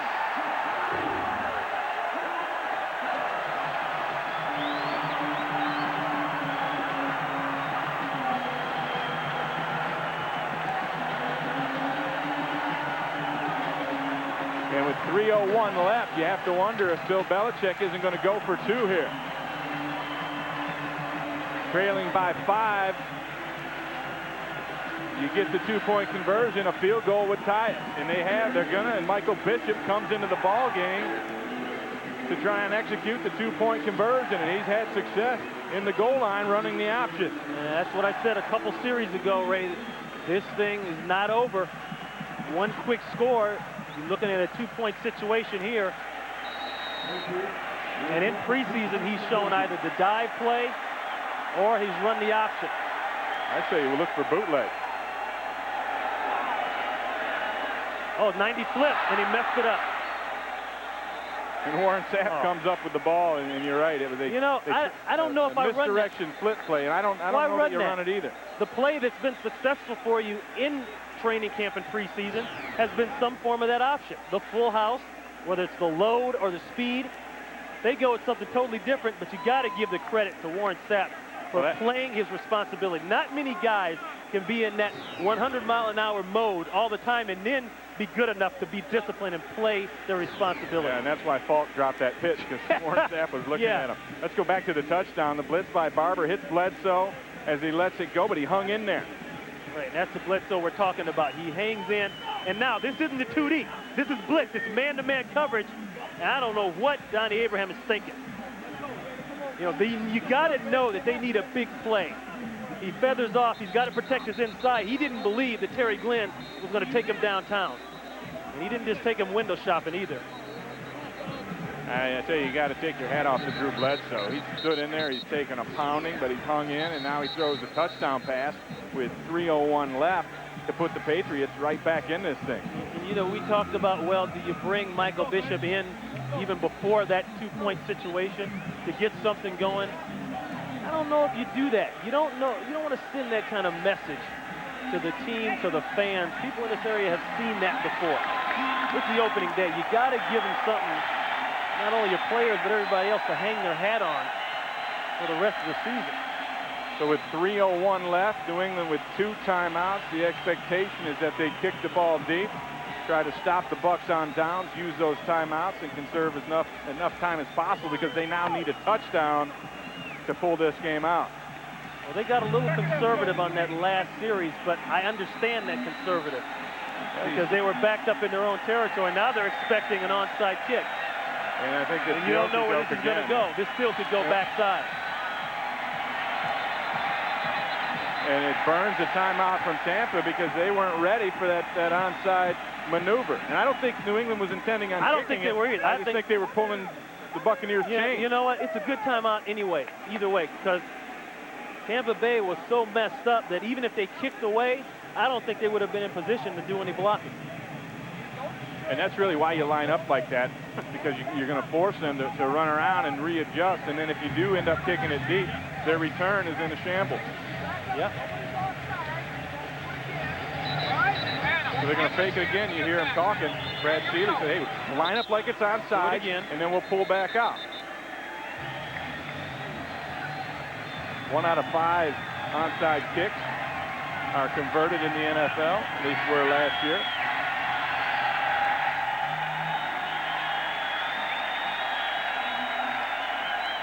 See how Tampa Bay reacts now. They bring him up again. And, you know, the Patriots are going to have 2 timeouts to use against the Bucs if assuming they don't onside kick and hit the ball. Well, you talked about your chess match. Oh! After all that, Vinatieri kicks it deep. Now That's the best coverage right there. Just kick the ball into the end zone. Carl Williams downs it in the end zone, and the Buccaneers will start at their own 20 from the touchback. And all those chess pieces flying over the board. No checkmate there. You know, it's funny. What it comes down to is what it started off as. Les Steckel's offense and Bill Belichick's defense.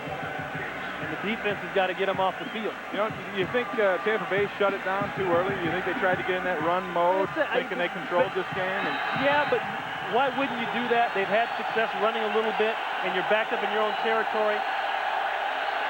You know, this is where they got to go back into the playbook a little and go down the field. Well, they start with McDaniel in the backfield. Look for play action. And they run all stop. And he'll pick up 3 yards and a cloud of dust. And you know, New England takes that second timeout. They have one left. And there's the thinking right there also. Force them to burn all their timeouts if they can do it. And remember, you have the #1 defense. Defense has been playing great. You're going to punt that ball and say, okay, we're going to make you go 70, 60, and if you can do it, then you deserve to win the game. You're not going to make a mistake and give it away. Yeah, and I think Tampa Bay is playing to their strengths right now. We're a strong running team. We're going to run it down your throat. We're going to make you use your timeouts. We're going to eat the clock up. And if we don't get our first down, we're going to kick it to you, and we're going to play defense. That's exactly what they're going to do. That's Tony Dungy as a defensive coordinator. That's Tony Dungy as a head coach. That's his thinking. And I think it's pretty good thinking. And the key, I guess, for New England is to make this stop.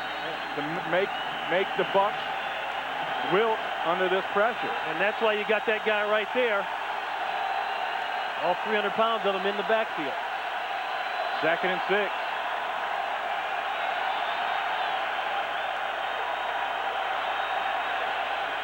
Oh, they messed that up. To all stop. And he's caught in the backfield by Brandon Mitchell. I got to tell you. Another timeout is what they need right now, and they take it. The final timeout. Clock stops with 2:39 left, and it's 3rd and long. Randall McDaniel just decleated somebody. I couldn't see who it was from here. But there was a mix-up, and yeah, they had a mix-up. Didn't get the ball quick enough. Play's going to come this way. Watch Randall McDaniel. How high is the water, Mama? That's Teddy Johnson he got. Wow. Johnson missed most of training camp with a hamstring. He's going to have a sore back after that one. In fairness to Teddy, I think he kind of got caught coming off another block, but still. Now you got a huge 3rd down here, and you've taken all the timeouts away from New England. Yeah, and so what'll happen is if New England stops Tampa Bay, what's going on here? There's a problem. The Buccaneers will let it run down to the 2-minute warning. One of the coaches there is trying to get Randall McDaniel off the field. Well, Keyshawn is going nuts. They got a problem. They got a screw up here. And Tampa Bay has to use a timeout. And now there are no timeouts left for anybody. They miscommunicated. They were trying to get Randall McDaniel off the field. One of the assistant coaches ripped off his headset and went running out to the numbers. And they end up having to burn a timeout. So they've got no timeout. Wow.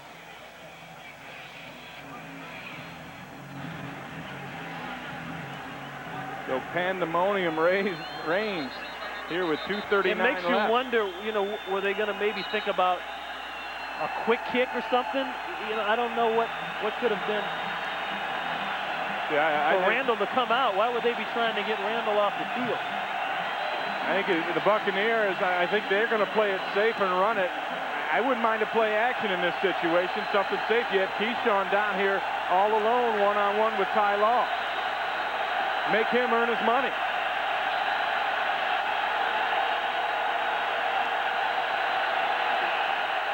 Here it is, bootleg. Slade read it. McGinnis read it, excuse me. Sacked by Willie McGinnis. Huge play for the Patriots. We said in the open, Ray, Bill Belichick had 2 guys that he needed to step up and play to win this game. One of them was Willie McGinnis. Moves him around, does a lot of things for him, with him. And you remember earlier, he got fooled on that handoff to Allstott. He thought King was going to keep the ball. That gamble right there paid off. I bet you all week long, Bill Belichick has told him, forget about the run, you take him on the boot. And that play paid off. The Bucs are going to let the clock run down to the 2-minute warning. And the New England Patriots will have good field position, trailing by 5. Don't go away, a good finish coming up. Punt return, a 66-yarder already as Mark Royal will kick it away to him. Patriots going to get the football back with 2 minutes left. No timeout, trailing by 5. And you know what's funny, Ray, is a lot of people in this stadium left. Toward the middle of that fourth quarter, some empty seats here, but people that stayed, they're going to get a show. High-hanging kick. Not a good punt. Fair catch at the 45-yard line of the Buccaneers, and that's where New England will be in business. And what they need is a touchdown here. They have 1:53, no timeout. That's plenty of time to get done what you need to get done. All right, now the big play they hit up the touchdown, of course, was a deep one to Glenn. What got him down the field, though, were the throws to the tight end. Bjornsson had 2 big catches. Bledsoe operating from the shotgun. Tampa Bay staying in that cover 2 look. 2 defenders deep. Dumps it underneath. Wow, he caught that ball. By Terry Glenn, what a grab. Terry Glenn been pretty quiet with the exception of that last touchdown. They're getting the ball to him. That's Glenn's 4th catch of the day, 56 yards and the touchdown. 2nd and 2 as the clock runs. Bledsoe underneath the fault. They'll be very close to a first down as Brooks comes up and makes that play. Wow, no, they gave it to him. First down, that's a first down.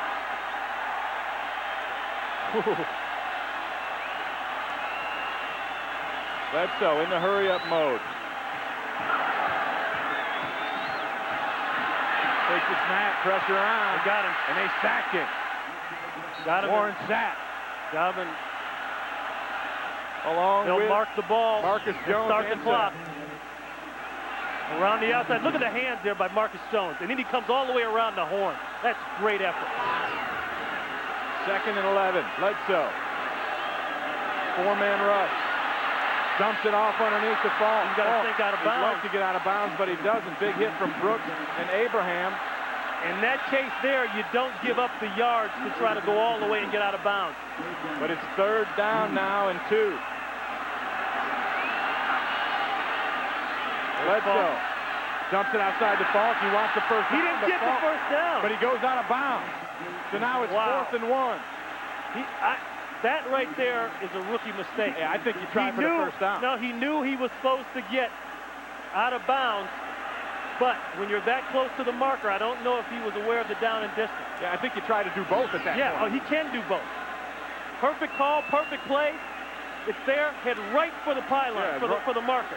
Run Abraham right over, and you get that first down, and you get out of bounds. Now it's 4th and 1. New England must convert to keep this alive. He's going to... Bledsoe rolls to the right. It's complete. Wow. Troy Brown. Wow. Chains move. The clock's moving. Down to 20 seconds left. He'll clock the ball. He's signaling throwdown.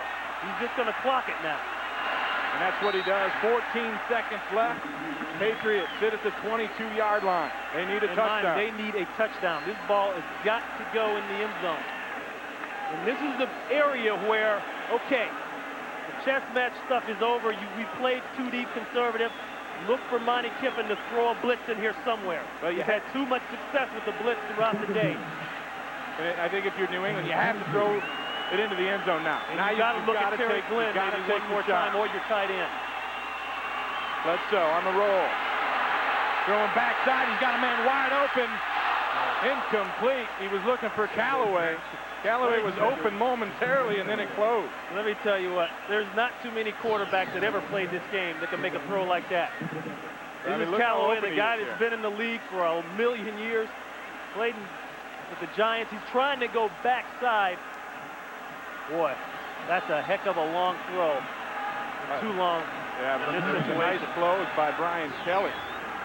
get there and knock that away. 3rd down and 10. 7 seconds left. Could be the last play. Brown in motion. Bledsoe hit as he lets it go. Incomplete. 1 second left. Wow. Tyoka Jackson with that pressure. And it's 4th down. There's 1 second left. This is it. And Monty Kiffin, the defensive coordinator for the Bucs, has chosen to stay back, play those soft zones here, put the pressure on the quarterback to find somebody. And I think it's because he knows he can get pressure with He that knows front he four. can get the doesn't need a pressure, blitz. right. So it all comes down to this play.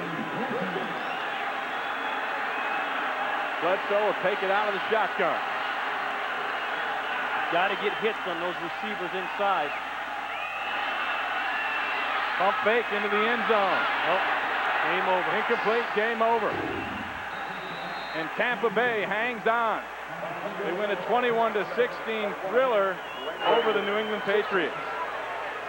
Tony Dungy's son very happy down there with him. And you know the adrenaline is pumping. That's a big the win Tampa Bay for the Buccaneers. In the opener, away from home, you come off an NFC Championship game appearance. Huge win. Tampa Bay 21, New England 16, your final. We'll be back with more from Foxborough.